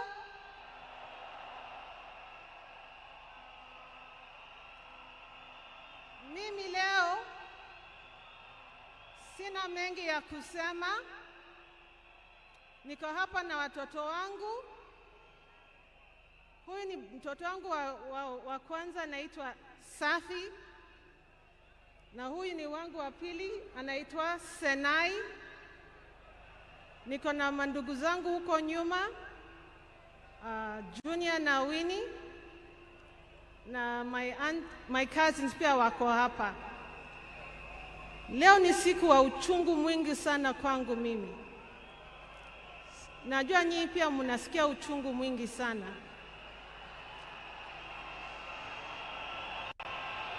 Kwa sababu hata baba alikuwa baba wetu, alikuwa baba zetu sote. Naomba niseme machache kwa Kiingereza tafadhali. Because all protocols are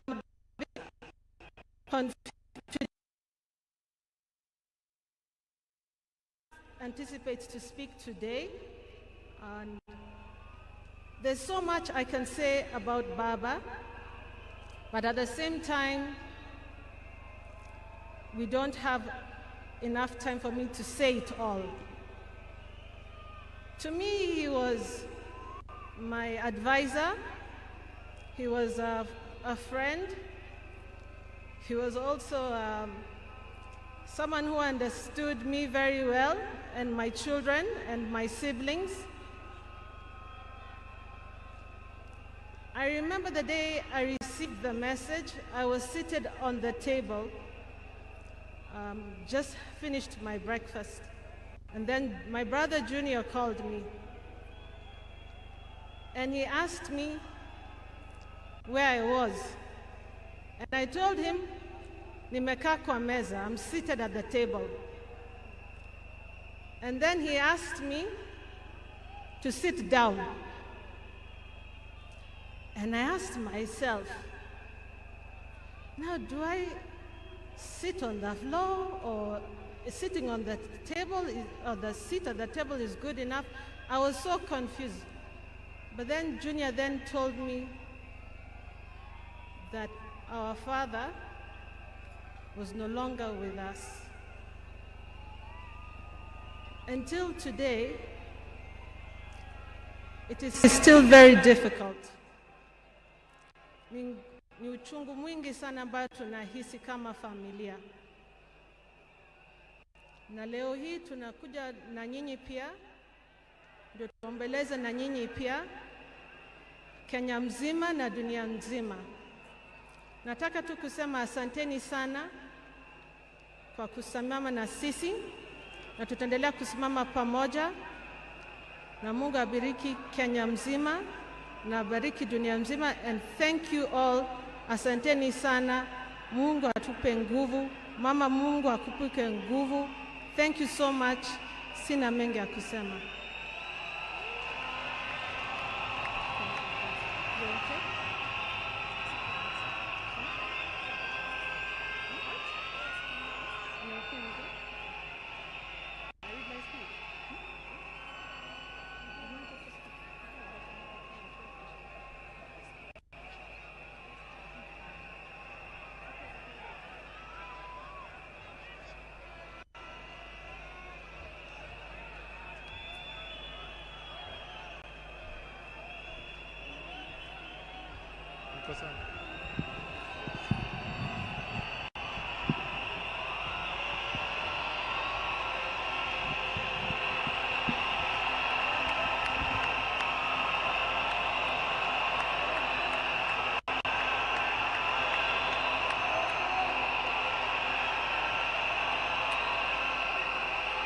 Sawa.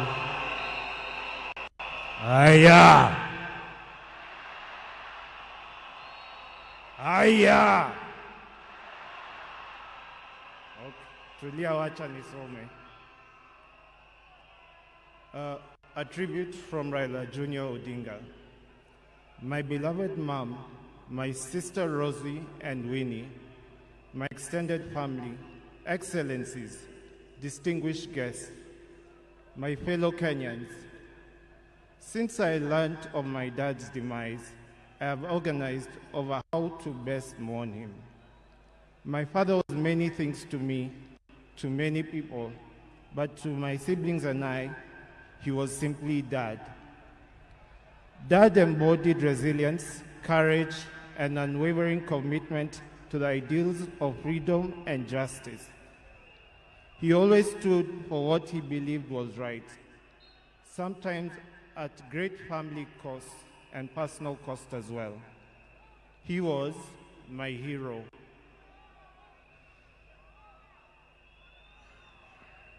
And his legacy lives in me, in my siblings, and in all those whose lives he touched. I am my father's son. And that is why I will continue to fight for values he believed in: justice, fairness, and service to others.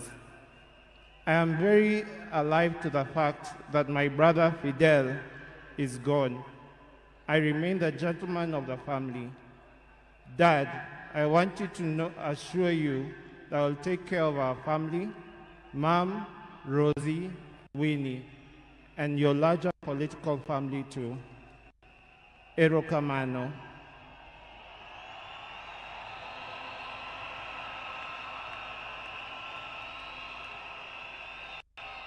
Aya, hii sehemu, the refrain is Asante Baba. Nikinua flyweights, mnasema Asante Baba.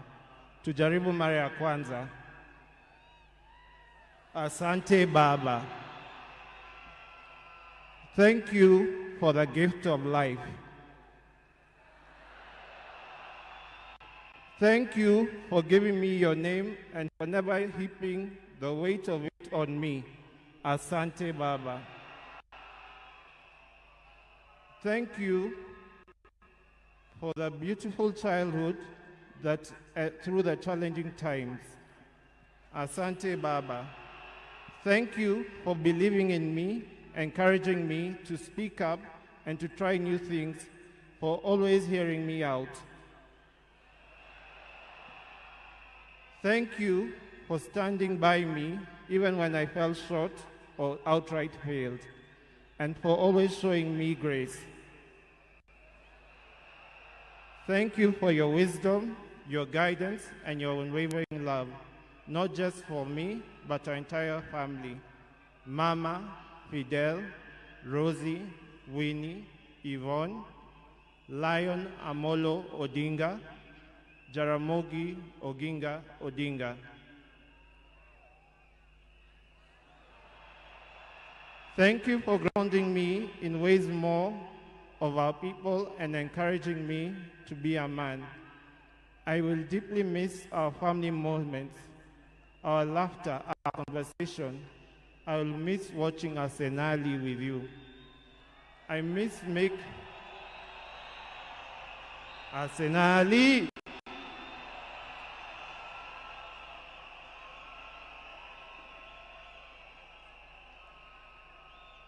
Wacha nimalize. I thank God for you and for everything you have meant to me.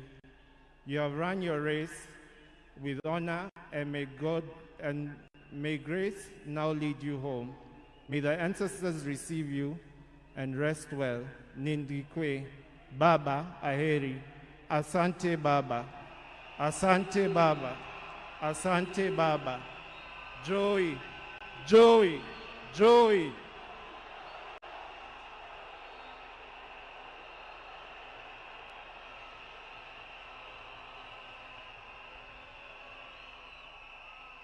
Wacha nimkaribishe dadangu Honorable Winnie Odinga. Karibu Winnie.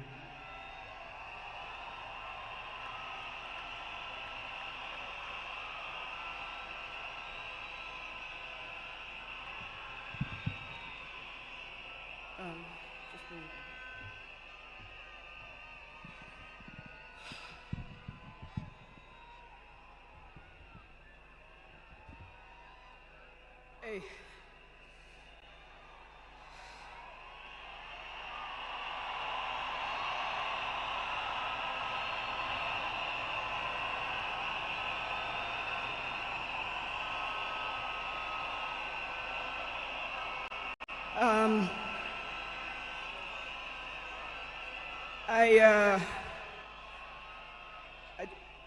To fellow mourners and all protocols observed, I don't know who I'll miss more, my dad or my superhero.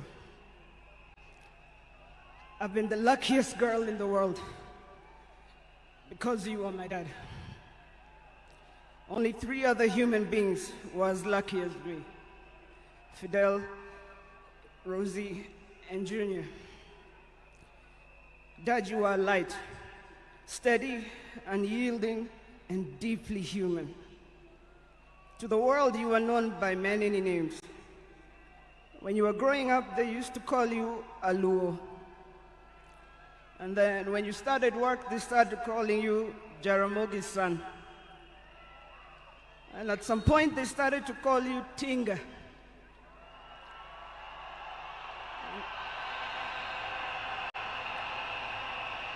At another point, they started to call you Aguambo.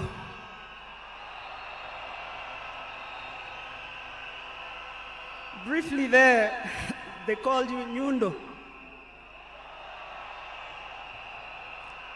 They called you Jacom. They called you Baba Fidel. But in the end, they called you Baba.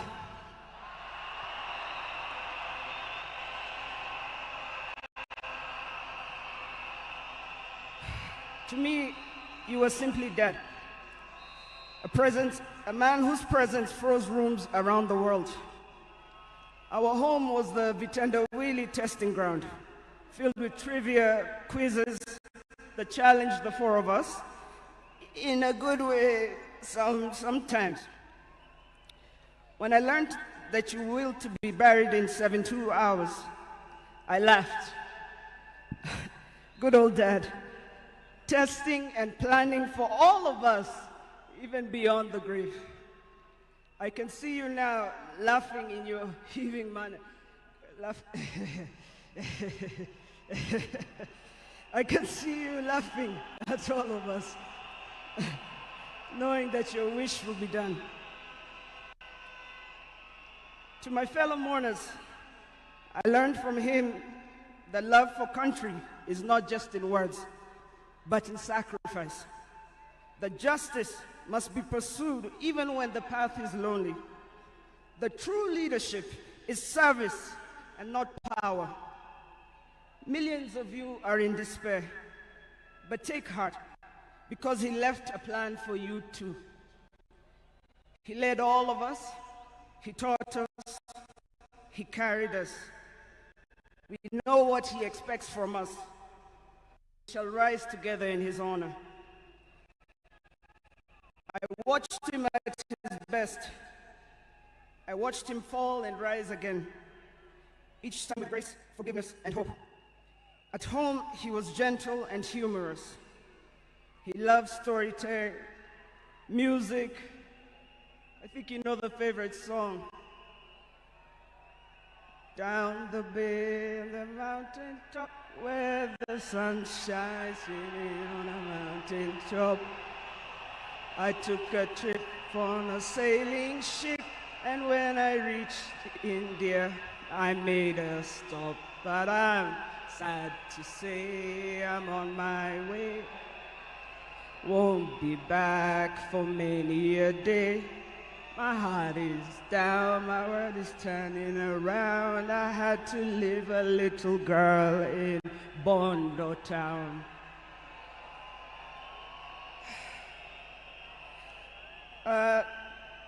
Dad loved his grandchildren. Safi, Fidel's son Alai, Junior's son Lion, Sanai, and Jaramogi. He loved you with all his heart. Even in the busiest moments of national duty, he would send me to check on all of you. I now know it was to remind us to stay grounded, for me to teach you how to dream boldly, and to always stand firm for what is right. Today, as we celebrate his life, I choose to remember not only the leader the world knew, but the father I loved with every fiber of my being. The biggest part of me died on the 15th of October, 2025. But the spirit of the lion roars on forever. Fellow mourners, I was with him in India when he took his last breath.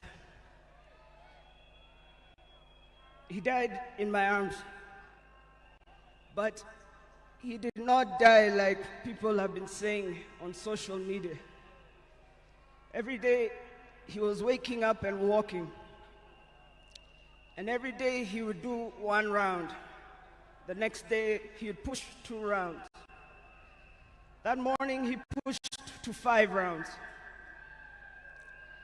He died strong, when with dignity and with pride.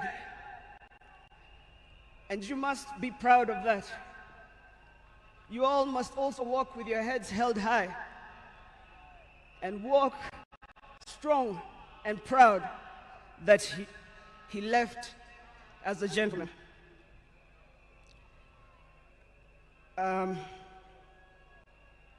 As a family, we want to thank all of you, from Turkana to Lamu, from Isiolo, Mandera, to the shores of Lake Victoria. Asanteni sana. The king is dead, but long live the crown. Joey! Joey! Joey! Joey! Rest in peace, Dad. Asante.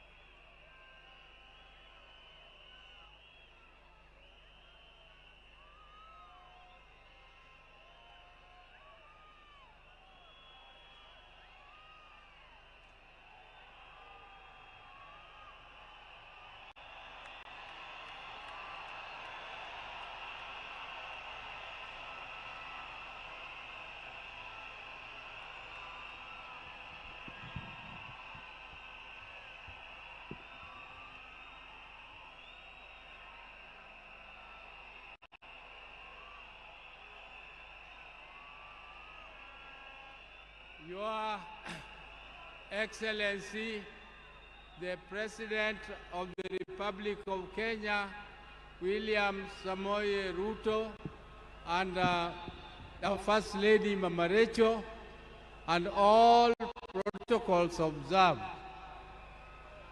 I have a very heavy heart to say farewell to my dear brother. Raila was more than a brother to me. He was my friend, he was my age mate, he was my advisor, and he was my confidant, and he was everything, including business partnership. We grew up together more or less as twins, because the difference between me and my brother is only 1 year and 2 months. And unfortunately, my brother passed on my birthday, which is 15th October 1943. When we were growing together with my brother, we were in Bondo in Sakwa, though we were born in Maseno. But during that time, we were only 3 boys. And our mother was a disciplinarian more than our father. But my brother Raila knew how to cook. Our father's mother told us that you, my boys, you are also my girls. You must learn to fetch firewood. You must learn to cook. You must learn to prepare everything, including washing clothes and ironing and so on. Raila was best at all those things. The other thing Raila was best at was in class. Me, I was average. I could be number 5, number 4, number 3 sometimes if I did well. But Raila was always number 1. He was always number 1 in the class. And I also want to tell you that Raila was a sportsman. He was a sportsman. He used to do what we were calling triple jump. He used to play football, and he used to do pole vault. But I was better than him in jumping and in pole vault. I want to tell you that my brother loved justice from the beginning. He loved to hear news. And one day he was late in school, and when the teacher asked him what he was doing, he said he was still listening to the radio. He wanted to hear news. And he was only standard 3, standard 4. So Raila was a no-nonsense man. He entertained no mediocrity. Raila did not want mediocrity.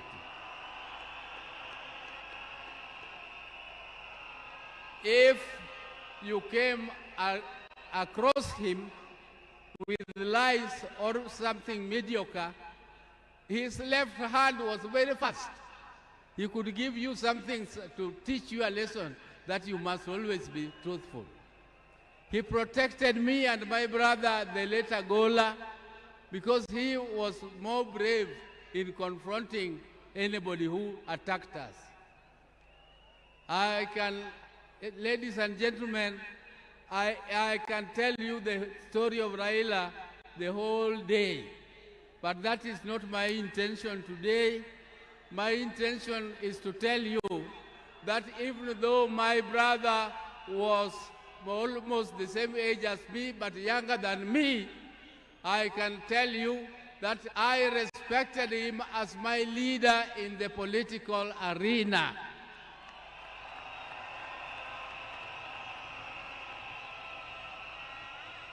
And I want to thank my party, ODM, for making me the acting party leader of ODM, the oldest and the largest party in East and Central Africa.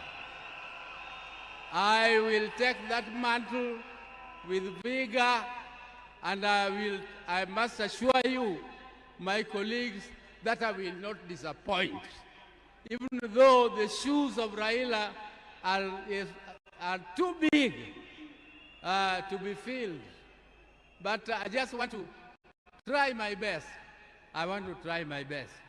But now I would like to inform you that I'm also with my wife. My wives, I am a general. I have 2 of them. If I don't introduce them to you, they might feel jealous and refuse to give me food. There's my elder wife, Dr. Anne Ayo Oburu, is here. And come.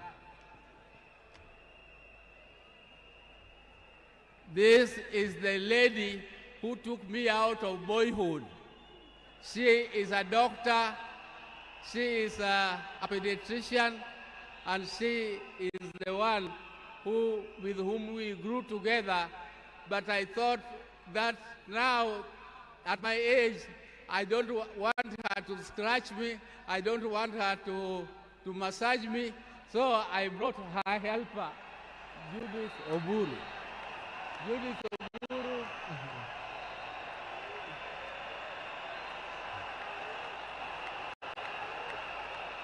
Judith Oburu here works with NSSF, and she is also an accountant by profession. So thank you very much. Your Excellencies, we have come here to mourn. Tomorrow we are moving home, and we shall talk to you again when you come to Bondo. And I thank you all for listening to me and giving me this opportunity to listen to you. But please, keep the spirit of Raila burning. We are going to keep the spirit of Raila burning. You can see Raila has siblings. You can see Junior has spoken here very well. You can see Winnie is there burning. You can see Rosemary is there burning. And you can see their mother, Ida, is here. Ida, please keep the family together and make sure that the fire of Raila keeps burning forever and forever more. Thank you for listening to me. Oh, let me leave on. Asante, my brother, rest in peace. My brother, rest in peace. Greet for us, my dad, Jaramogi Oginga Odinga.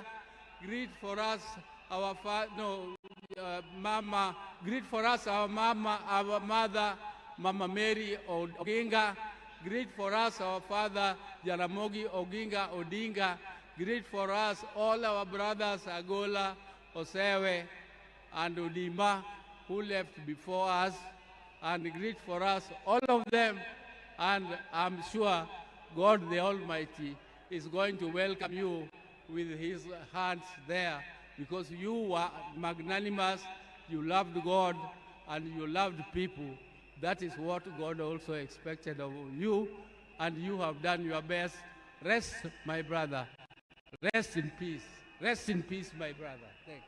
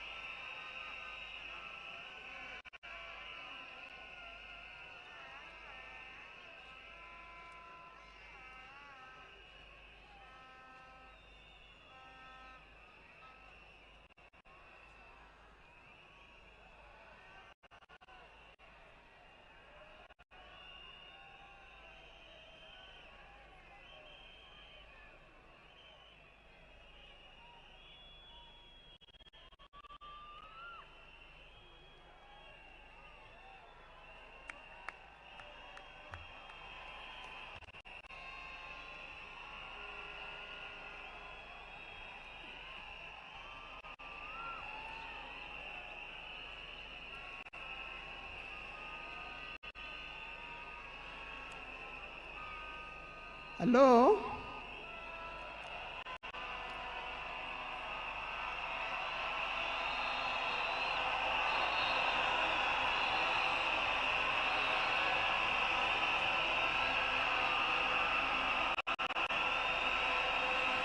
Thank you. Thank you. Thank you. To His Excellency, the President of the Republic of Kenya, His Excellency William Samoei Ruto, and Her Excellency Lady Rachel Ruto, the former President Uhuru Kenyatta,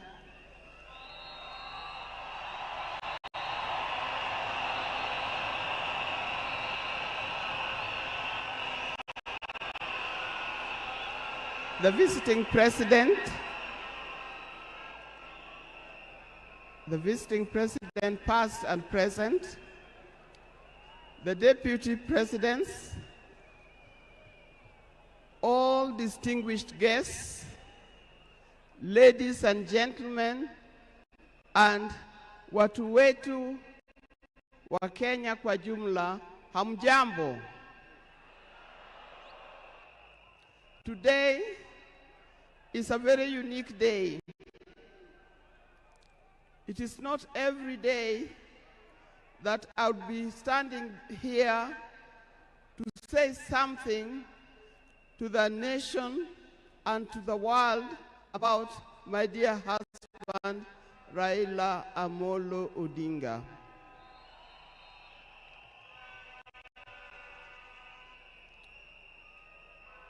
For those who don't know me, I've got a very long name. They call me Canon Dr. Ida Betty Odinga EST. Now, these names don't just come like that, but they are names that are given. I cannot forget the name that the public has given me, called Min Pin.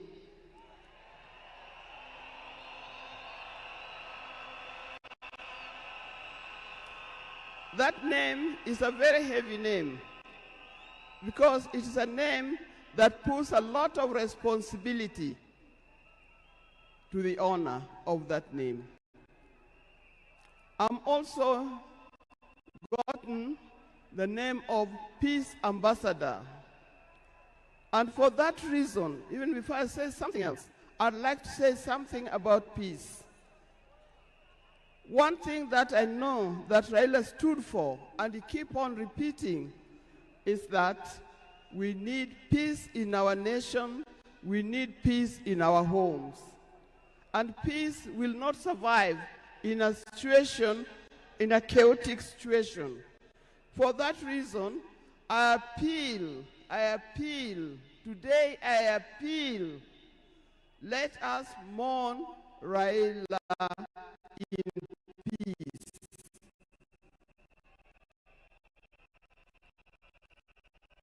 I know you are all concerned. I know you are all mourning. You are sad about this, but let's keep peace so that the peace can prevail, not only here in the stadium, but also in the rest of the country. Coming to talk about my dear husband, Raila Amolo Odinga.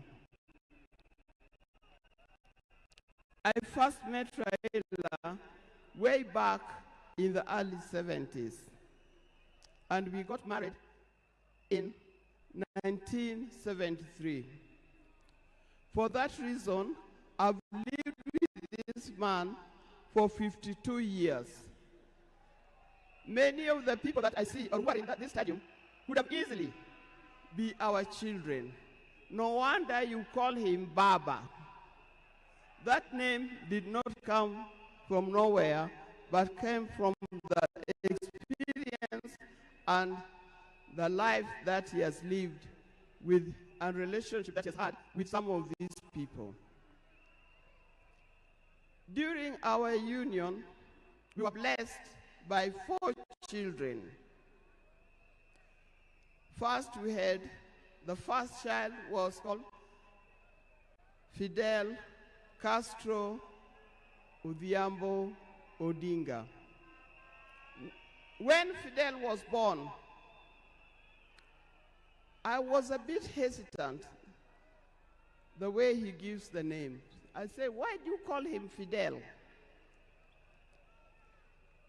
Then he said he was a great admirer of Fidel Castro, and therefore he named his first child Fidel Castro Odinga.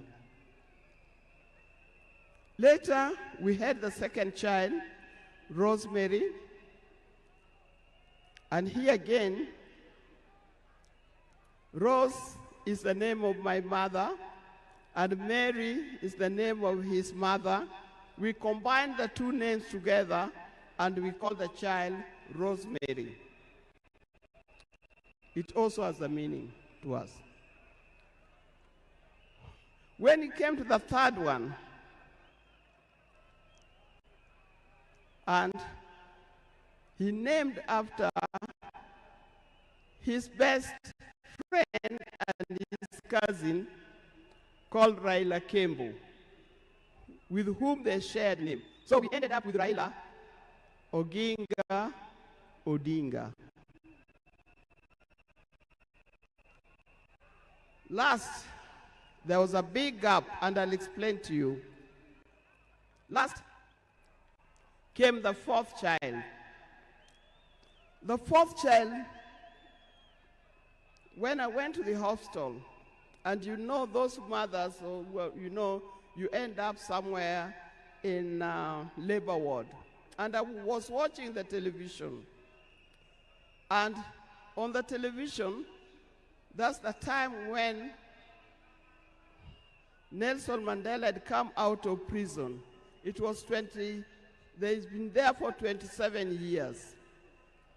Raila also had been in prison, but that's not why we named her Winnie.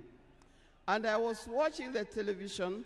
I could see Nelson Mandela and Winnie Mandela holding hands as Mandela walked out of the gates of the prison. By then, I didn't know what kind of child I was going to get. But then I said, if it's a boy, we'll name him Wilson Mandela. But if it's a girl, will be Winnie Mandela. And therefore, Winnie Mandela arrived. And that's the fourth child. I see when you look at this naming of the children, I know these days you can name your child anything that you want, but I'll appeal to those who are still having babies.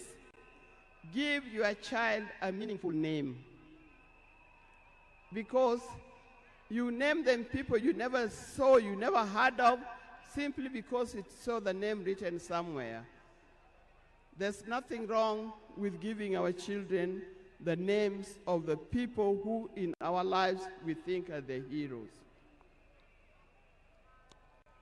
Our life was not smooth life. Just like any other family, there's been ups and downs.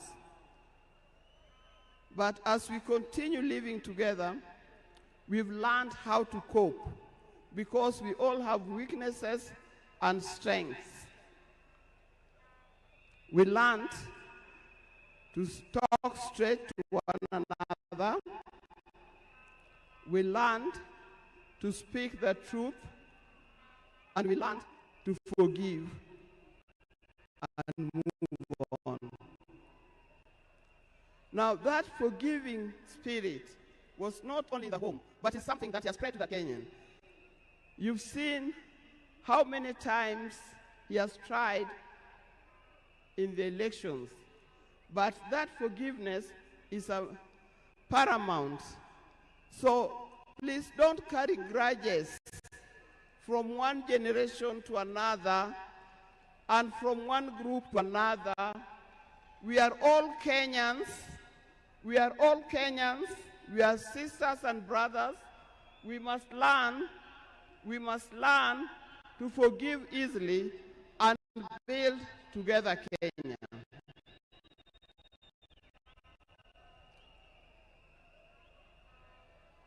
Towards the end, I'll not say everything. I would like to say everything, but time would not allow. And a span of 52 years is not a short time. I hope that when I get another opportunity on Sunday, I'll be able to say more.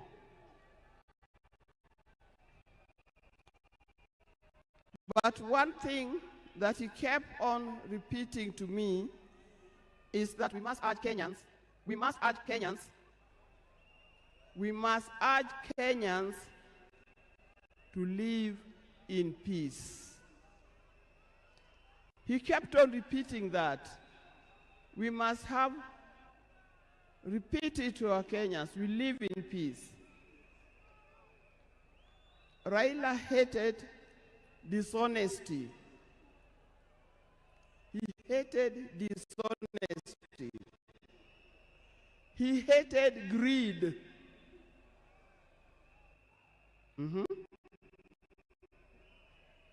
The greed that have affected the main fabric of our society.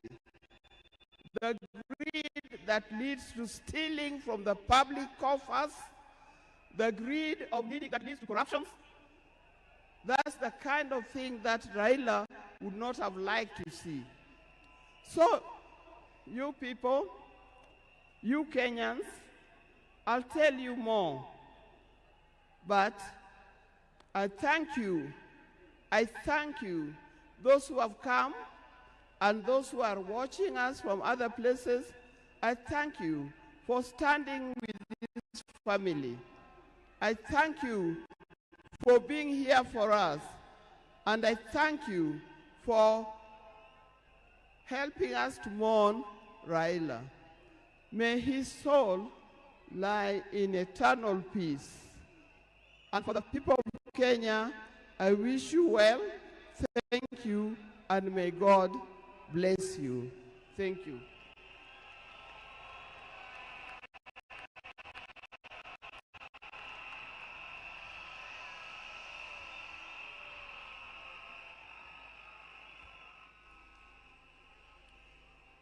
Fellow mourners, we are moving towards the end of this occasion, the first part, so that we can allow a second part that is going to take place in the afternoon.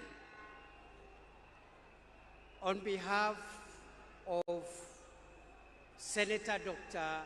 Oburu Oginga, who has been the co-chair of the National State Funeral Committee for the late Prime Minister Raila Odinga, I want to thank the people of Kenya and the people of the world for mourning our departed leader with dignity.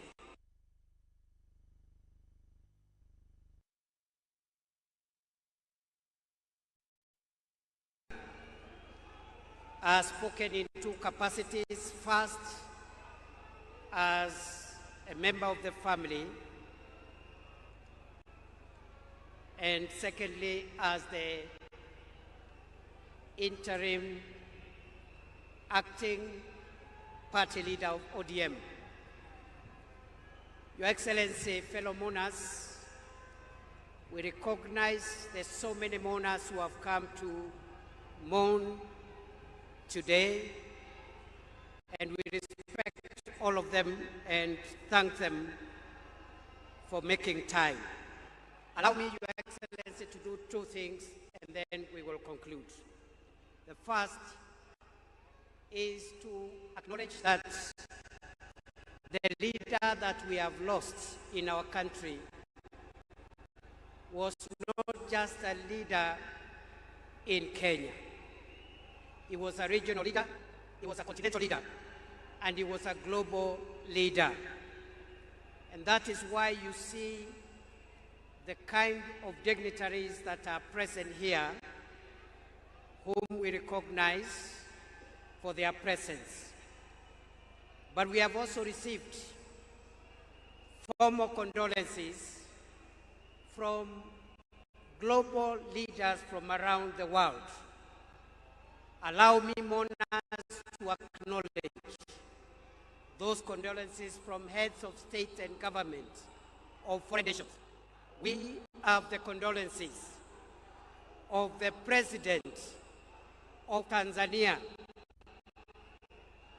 Samia Suluhu Hassan, who has sent formal condolences, and has sent her Vice President, who is present, the Foreign Minister of Tanzania, who is present, but we acknowledge the formal condolences from President Samia Suluhu Hassan from Tanzania. The Tanzanian delegation is also joined by the fourth President of Tanzania, the Honorable Jakaya Kikwete. We also have condolences from President Yoweri Kaguta Museveni, the President of Uganda.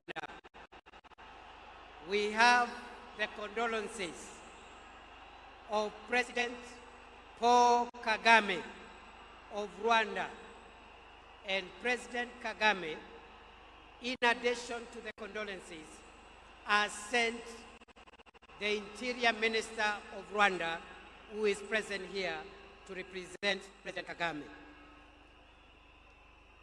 The President of Somalia, President of the Federal Republic of Somalia, I think has arrived after we had received his condolences, and maybe the President will acknowledge him. The Prime Minister of Ethiopia also sent his condolences. The President of Djibouti, Ismail Omar Gele, has also sent his condolences. The President of the Republic of Zambia, His Excellency Hakainde Hichilema, has also sent his condolences. The President of the Federal Republic of Nigeria, His Excellency Bola Ahmed Tinubu. The President of the Republic of Ghana, His Excellency John Mahama.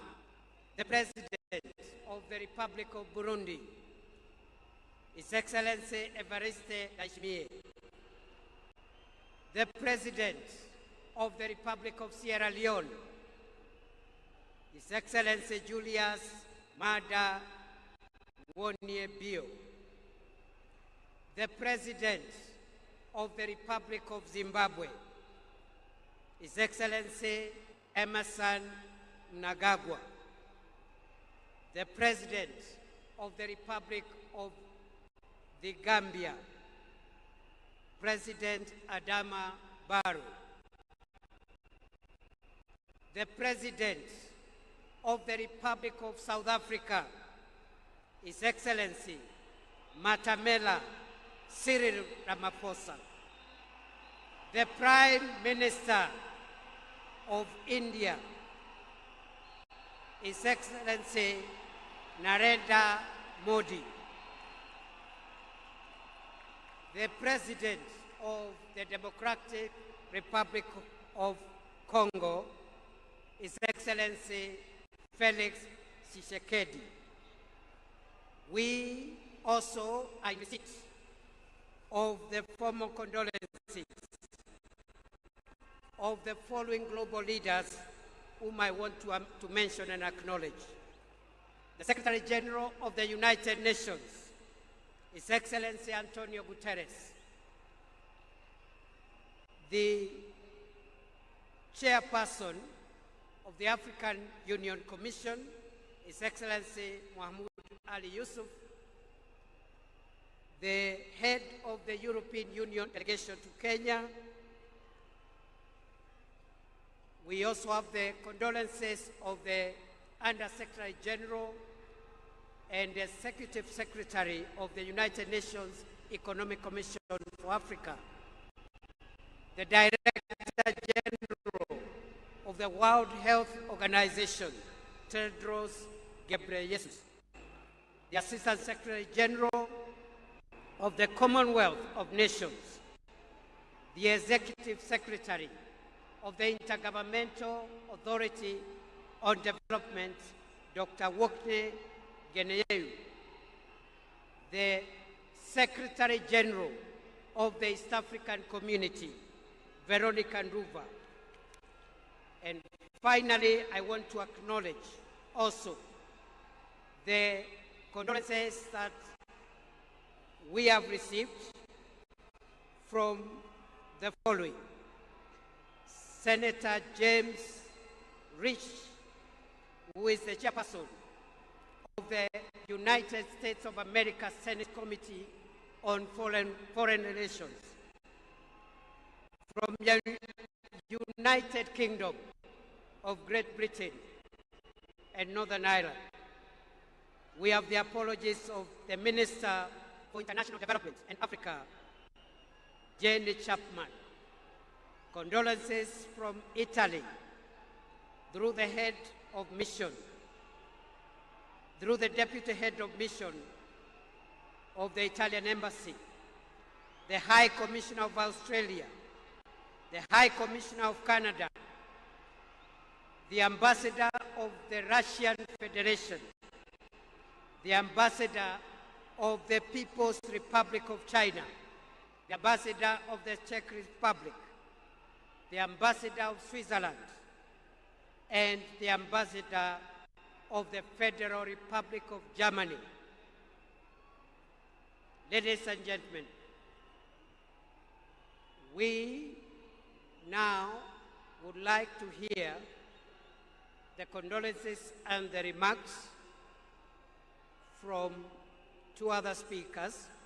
As we close this session, let me acknowledge all the people, fellow Kenyans who have come to join us and join together in mourning our departed leader.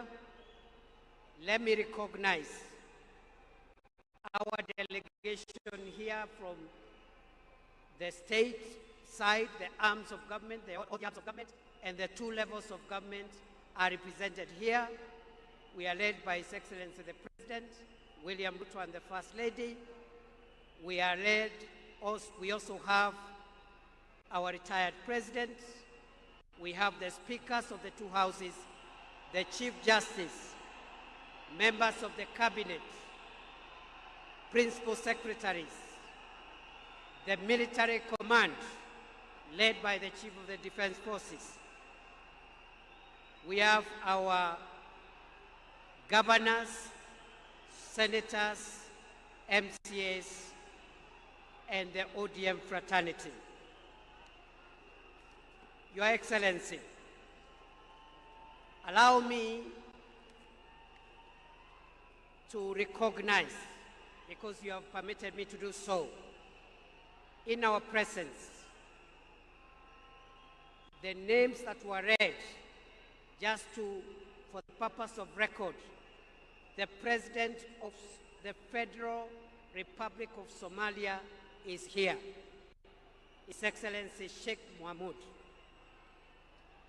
The President of the Federal Republic of Ethiopia is here, His Excellency Taye Salesio. The Vice President of the United Republic of Tanzania, His Excellency Dr. Philip Mpango, is here. The former President, the fourth President of Tanzania, the Honorable Jakaya Mrisho Kikwete, is present. Mohamed Abiti, Foreign Minister of Tanzania, is present. Rebecca Jadeng, Her Excellency Rebecca Nyandeng, Vice President of South Sudan, is present. And the Honorable Vincent Biruti, Interior Minister of Rwanda, who is representing President Kagame, is present. With those many remarks, allow me, fellow mourners, to request our former President, the fourth President of Kenya, Uhuru Muigai Kenyatta, to come and greet us and say pole. Mr. President.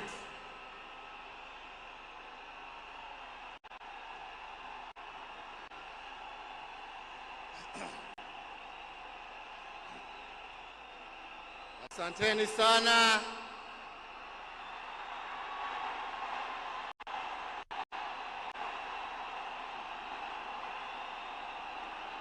Asanteni sana.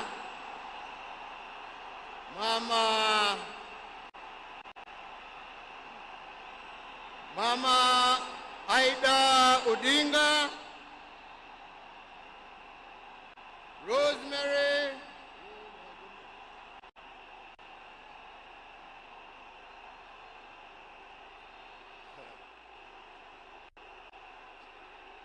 Asante sana. Nimeshukuru. Thank you. Asanteni sana.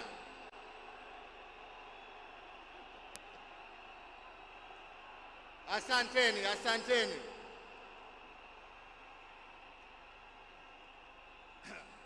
Nianze tena niseme Mama Aida Odinga, Rosemary, Junior, Winnie na familia yote ya mwenda zetu, rafiki wetu, Mheshimiwa Raila Amolo Odinga.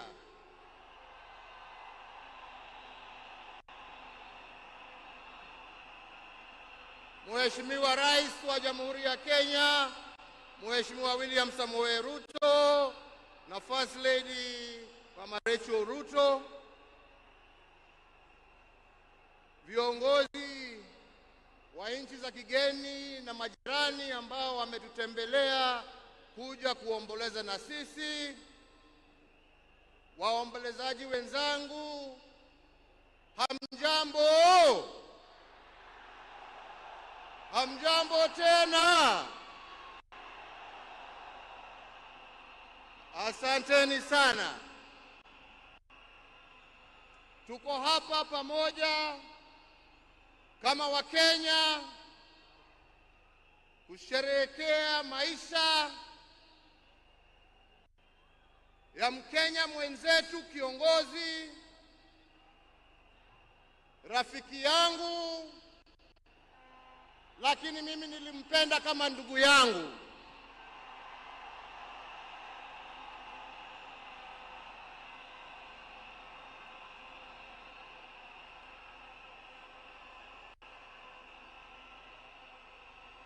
Mheshimiwa Raila Amolo Odinga, vile tumeambiwa hapa, tulimjua kwa majina tofauti tofauti: Agwambo, Jacob, Tinga. Lakini kama Wakenya kutoka kona zote tulimjua na tukamheshimu kama baba.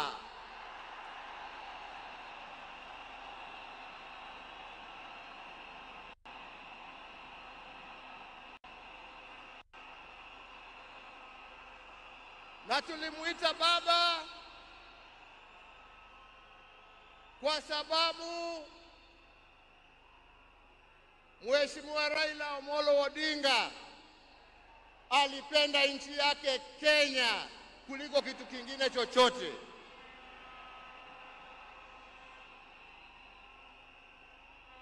Mheshimiwa Raila Amolo Odinga alikuwa baba wa wote, hakuwa na ukabila, na alipenda nchi na wananchi wa Kenya wote.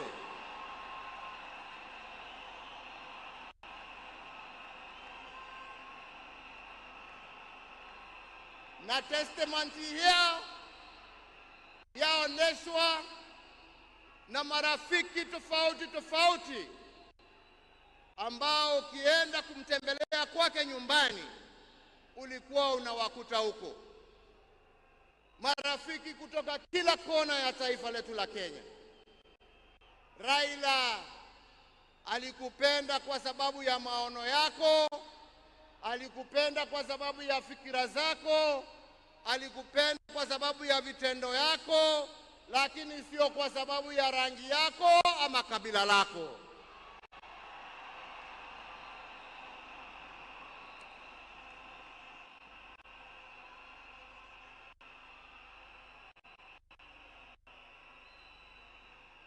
Leo hii Kenya imepoteza kiongozi ambaye historia ya demokrasia katika taifa letu la Kenya haiwezi iandikwe bila la jina la Raila Amolo Odinga kuwa nambari moja.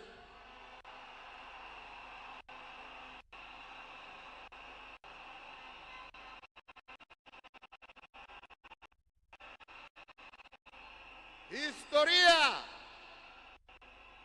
ya Kenya ya kutetea haki za kibinadamu na haki za wananchi wote haiwezi iandikwe bila ya jina ya Raila Amolo Odinga kuwa nambari 1.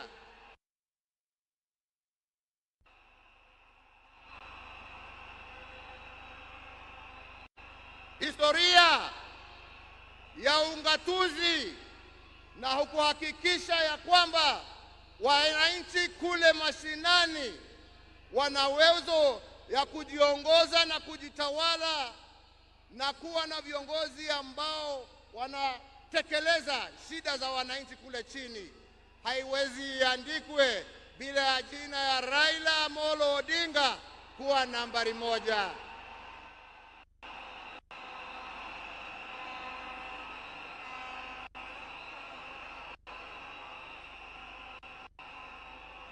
In short, nasema vipi?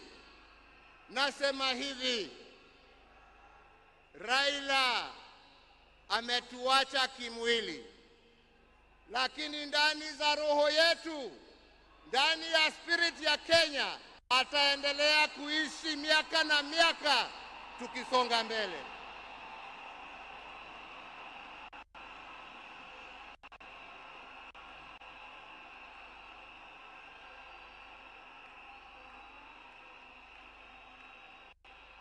Wenzetu, Raila alipenda amani.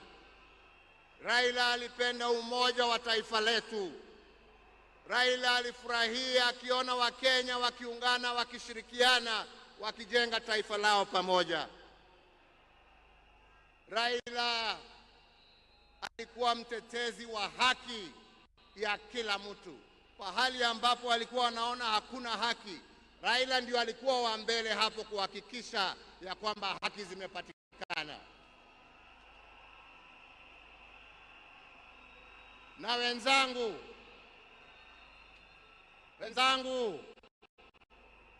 nawaambia hivi, tunakumbuka wakina Mzee Jomo Kenyatta na Jaramogi Odinga kwa kutetea uhuru wa nchi yetu.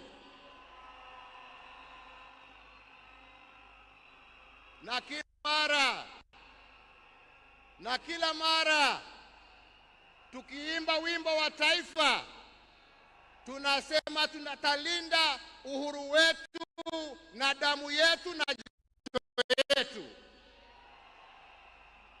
Leo hii tukiwa tunaaga baba yetu Raila Amolo Odinga, nataka pia tujiape ya kwamba hatutakubali kama Wakenya haki za kibinadamu, demokrasia na mambo yale yote ambayo Raila alitetea, hatutakubali arudi nyuma.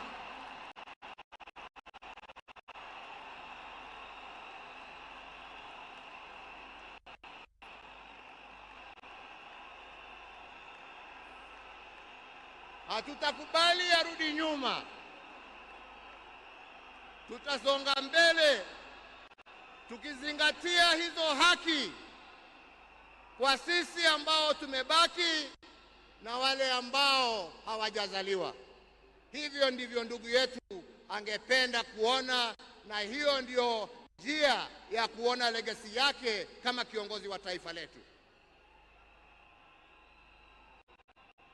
Wenzetu, sio siku ya mambo mingi. Nimekuja kuomboleza rafiki na ndugu, lakini siwezi nimalizie nisiposema ya kwamba hata kama leo tuna huzuni na tunaomboleza, lazima kama Wakenya tuchukue nafasi hii, kwa sababu Raila hangeweza kutenda yale ambayo alitenda kama angekuwa amesimamiwa na mama nguvu wa kazi, Mama Aida Odinga, na watoto wake Rosemary Junior, Winnie na familia yake yote. Kwa Wakenya tunawashukuru kwa kutupatia Raila atumikie nchi na kwa kumuunga mkono ndio awe na nguvu ya kututumikia sisi wote. Yangu ni kusema, ndugu yangu, tuende vyema. Wenzangu, kastori kadogo tu, sio kubwa.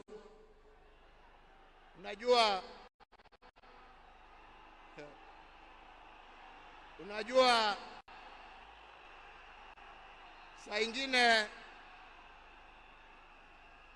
baada ya kazi tukiwa tulia kidogo hapo nini, tunapewa kakitu kidogo hapo. Kwani mnacheka? Mimi kakitu kidogo nasema uji na chai.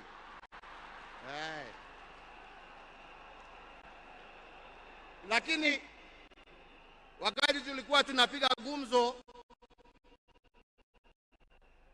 saa ingine tulikuwa tunajiuliza, unajua jamani, wale wazee ambao wameenda, wakina Jaramogi, wakina Jomo, wakina Nkrumah, wakina Mwalimu Nyerere,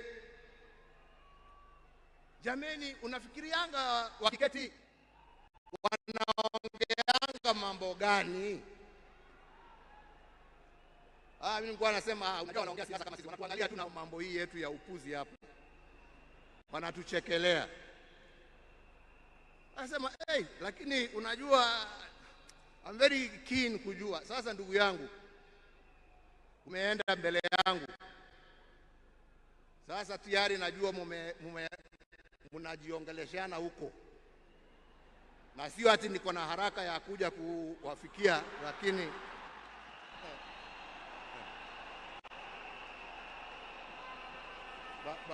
bado tunataka tutulie kidogo. Mwenyezi Mungu atusaidie, lakini najua wakati wetu tukifika utakuwa hapo kutuambia njia ya kutembea hizo mabarabara za huko.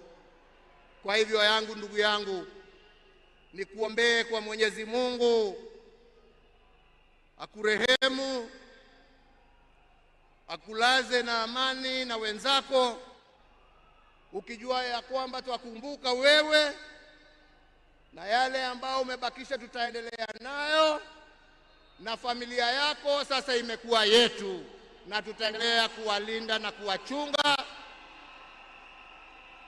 na kusimama pamoja nao kwa wakati wote. Nasema lala salama ndugu. Mungu awabariki familia yako na awafariji na awapatie nguvu, na Mungu aendelee kuibariki Kenya hii yetu, Afrika Mashariki na Afrika kwa jumla. Asanteni sana, Mungu awabariki.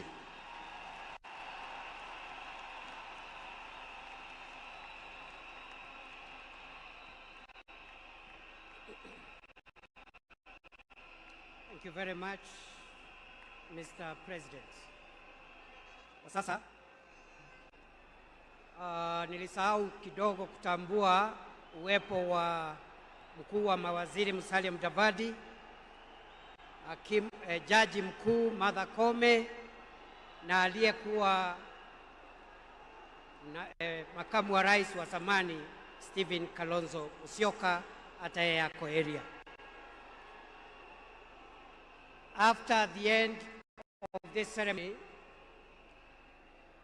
the security agencies led by the Kenya Defence Forces will make announcements through the military MC on the procedure that is going to be followed, because immediately after this, we want mourners who have come to pay their final respects to our departed leader to have as much time as possible in an orderly manner, in a dignified manner, to view the body of our leader. And we want that exercise to begin as soon as possible, but we want to appeal for order, for calm. We have enough time. We are not in a hurry. Everybody who has come here today for that reason will get a chance. As a committee that has been working on this, we want everything to go right. So please, our military, our security agencies will help us coordinate that so that we have security in the stadium as we pay our respects to our departed leader. Before we do that, allow me, ladies and gentlemen, now to invite the President of Kenya, His Excellency William Samoei Ruto, to come and address us. Mr. President, sir.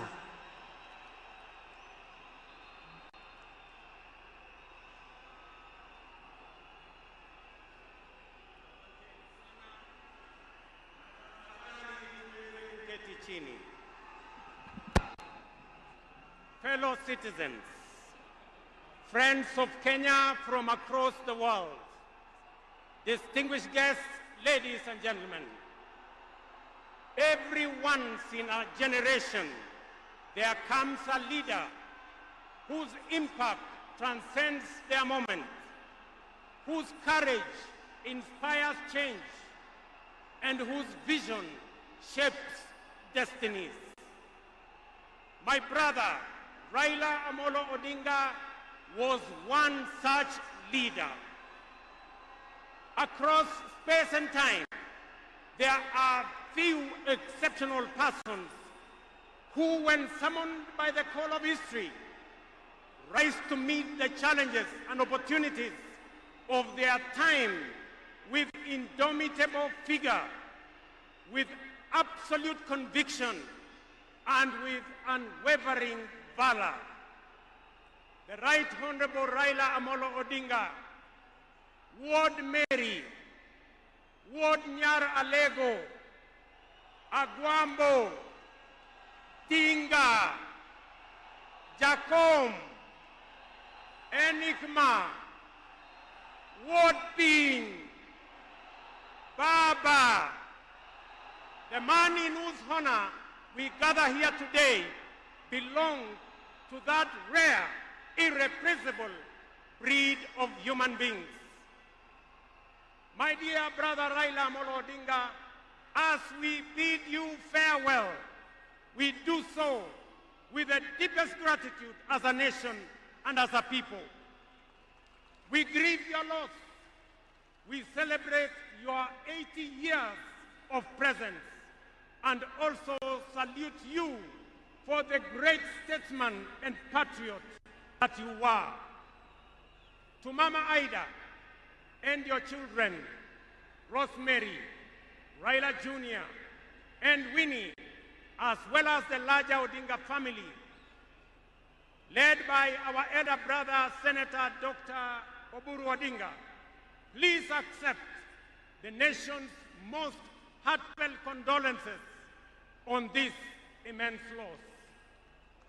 Kenya stands with you in this moment of sorrow. We share in your inexpressible grief, but we also share in your pride for your husband, your father, your brother, and your kin, who belonged not only to you, but also to us. Thank you for sharing him so generously with us as families and as a nation. Amolo may no longer walk with us, but his spirit lives within every Kenyan and every African.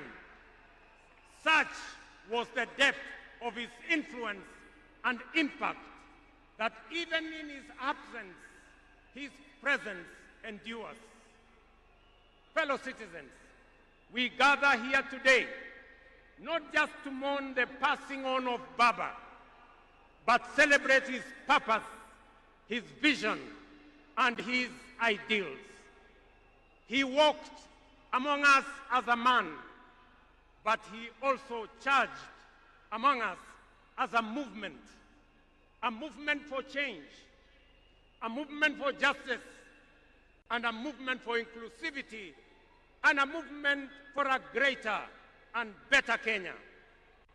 Allow me, fellow citizens, at this solemn moment to also speak as an ordinary Kenyan, a father, a brother, and a fellow traveler in the journey of our nation's history. I have come a very long way with Baba.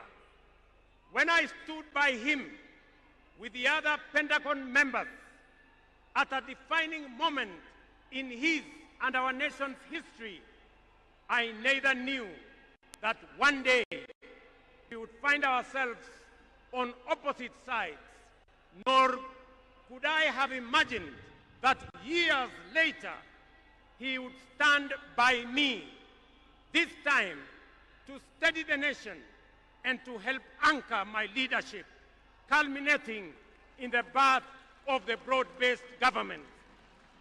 To you, Baba, I owe you, and I am truly and eternally grateful that our paths crossed and that we shared this journey together.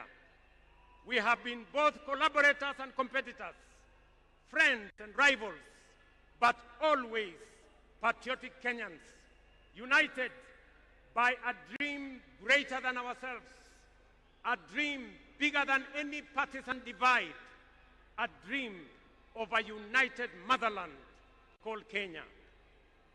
As I have reflected on Raila's legacy following his passing, I have entertained no doubt in my mind that history will judge him fairly and kindly, because whenever the nation needed him to rise above self, he always did unreservedly. Whenever Kenya needed reason, he became the voice of reason courageously. And whenever the country needed a hand of reconciliation, he offered it without hesitation. Perhaps one of the greatest lessons he taught us was this: in the noble task of statecraft and nation building, there is room for all of us, competitors and collaborators, rivals and allies, bound together by one higher purpose, the greater good of our republic. Fellow citizens, those who worked closely with the Honorable Raila Amolo Odinga know that he was irrevocably stubborn in his vision for a just, prosperous, and united Kenya, a nation where opportunity belonged to all and justice favors none. In Tinga, Kenya found a reformer, a moral compass, a reconciler. He proved that progress demands both courage and patience, that we must be stubborn on the vision, but agile on the details, adjusting our means, our plans, and our strategies, but never compromising our mission. The gentleman we are bidding farewell today gave more to this country than most will ever. He endured years of imprisonment, exile, and political struggle for not the privilege of power, but for the principle of service. He bore the scars of his struggles with dignity and calm poise, and turned pain and suffering into purpose. Jacom was also at home in the humblest of homes and at ease on the grandest of global stages. His heart belonged to the people. He shared in their pain, rejoiced in their victories, and never lost faith in the people's goodness. Fellow monarchs, one of the Honorable Raila Odinga's favorite songs was Jamaica, Farewell by Harry Belafonte, a melody of longing and gentle sorrow. He often broke into a dance and with a big smile sang, "Round the Bay of Mexico, where the sun shines daily on the mountaintop. Down the way where the nights are gay and the sun shines daily on the mountaintop. I took a trip on a sailing ship, and when I reached Jamaica, I made a stop. But I'm sad to say I'm on my way. Won't be back for many a day. My heart is down, my head is turning around. I had to leave a little girl in Kingston town. Thank you very much. Today, those words ring with profound meaning, significance, and impact. Our elder statesman, the Honorable Raila, is sailing on a ship, not to Jamaica, but to home beyond. He will not be back with us for many a day. He leaves behind many little girls and boys, not in Kingstown, but here in Nairobi, in Kisumu, in Mandera, in Vihiga, in Mombasa, in Kakamega, in Wajir, and in every village and valley across our land. Baba has finished his race. He has kept the faith. He has served his people and humanity. It is our solemn prayer to the Almighty God that the soil of the land which Honorable Raila so tirelessly served shall embrace him with grace, that the nation he sacrificed for shall eternally cherish his memory, and that the people for whom he fought for shall carry his dream forward. Ladies and gentlemen, fellow citizens, when a man of the stature of Baba, a towering patriot, a relentless reformer, a visionary statesman, and a selfless servant of the people departs from among us, when a mighty bongo tree falls among us, we are left in awe of a life so immense in purpose and impact. And in that quiet moment of both boundless gratitude and unfathomable grief, we are rightly bound to ask, from where shall another like him rise? Ladies and gentlemen, there was and there can only be one Raila Amolo Odinga, a man of great courage, a man that made sacrifices, and a man who had a big heart to forgive even when he was wrong. May the Almighty God comfort his family, and may the soul of the Right Honorable Raila Amolo Odinga rest in eternal peace. Asanteni sana, na Mungu atubariki sisi zote, and God bless our great nation. Thank you very much, and I want to thank all the dignitaries who have come to condole with us. Asanteni sana, tutawaona mbele katika safari ya kumpumzisha huyu shujaa kiongozi wetu Raila Amolo Odinga. Asanteni.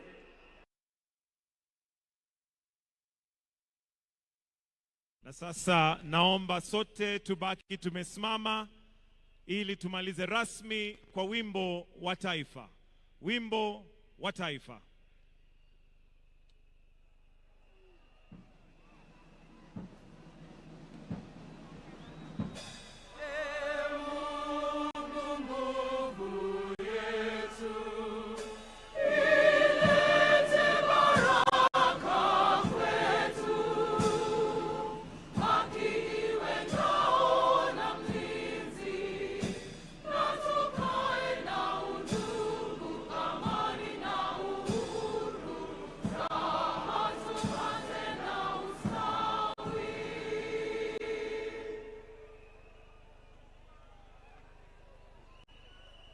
Na kwa sasa naomba tafadhali tuweze kuketi na kutulia ili tuelekezwe vile tutakavyoona mwili. Lakini kwa sasa for the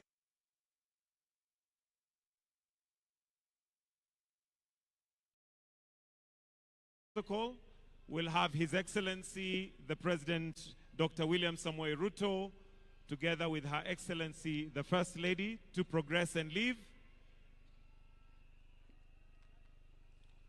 followed by His Excellency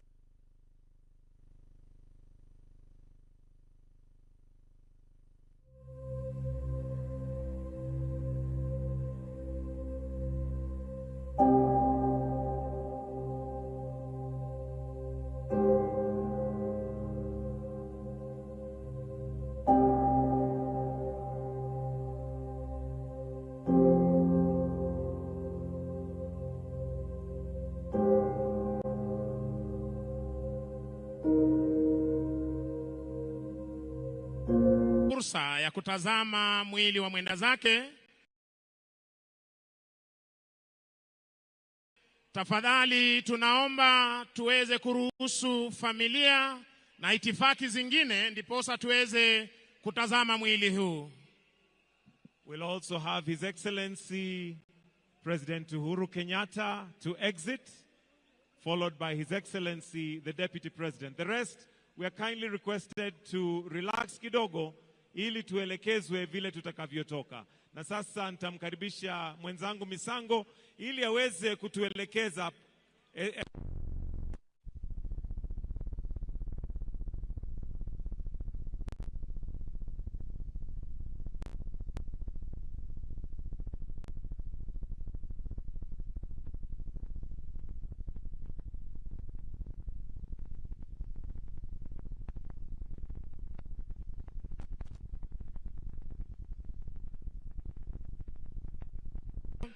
tuweze kutazama mwili huu kwa heshima.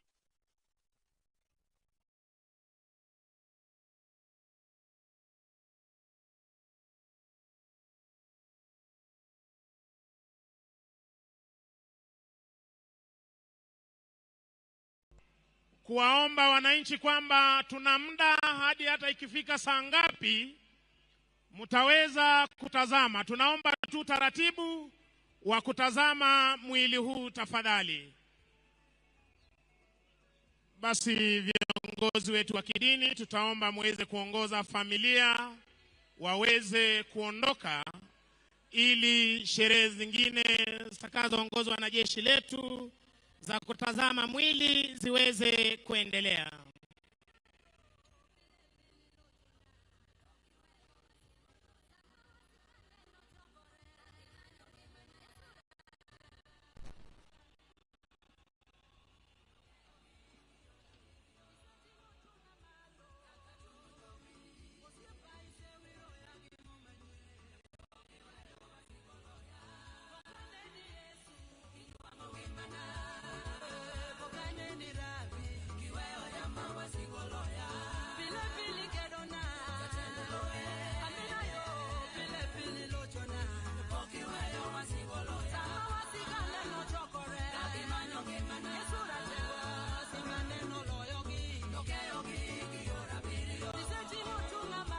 tuweze kutulia ili mwili utayarishwe kwa kwetu kuweza kuona. Kwa hivyo tafadhali tutulie ili wale ambao wanaotayarisha mwili wa mwenda zake waweze kutayarisha ili tuweze kuwaelekeza vile tutakavyoendelea na hiyo hafla. So kindly let us be patient as we also allow those who will be preparing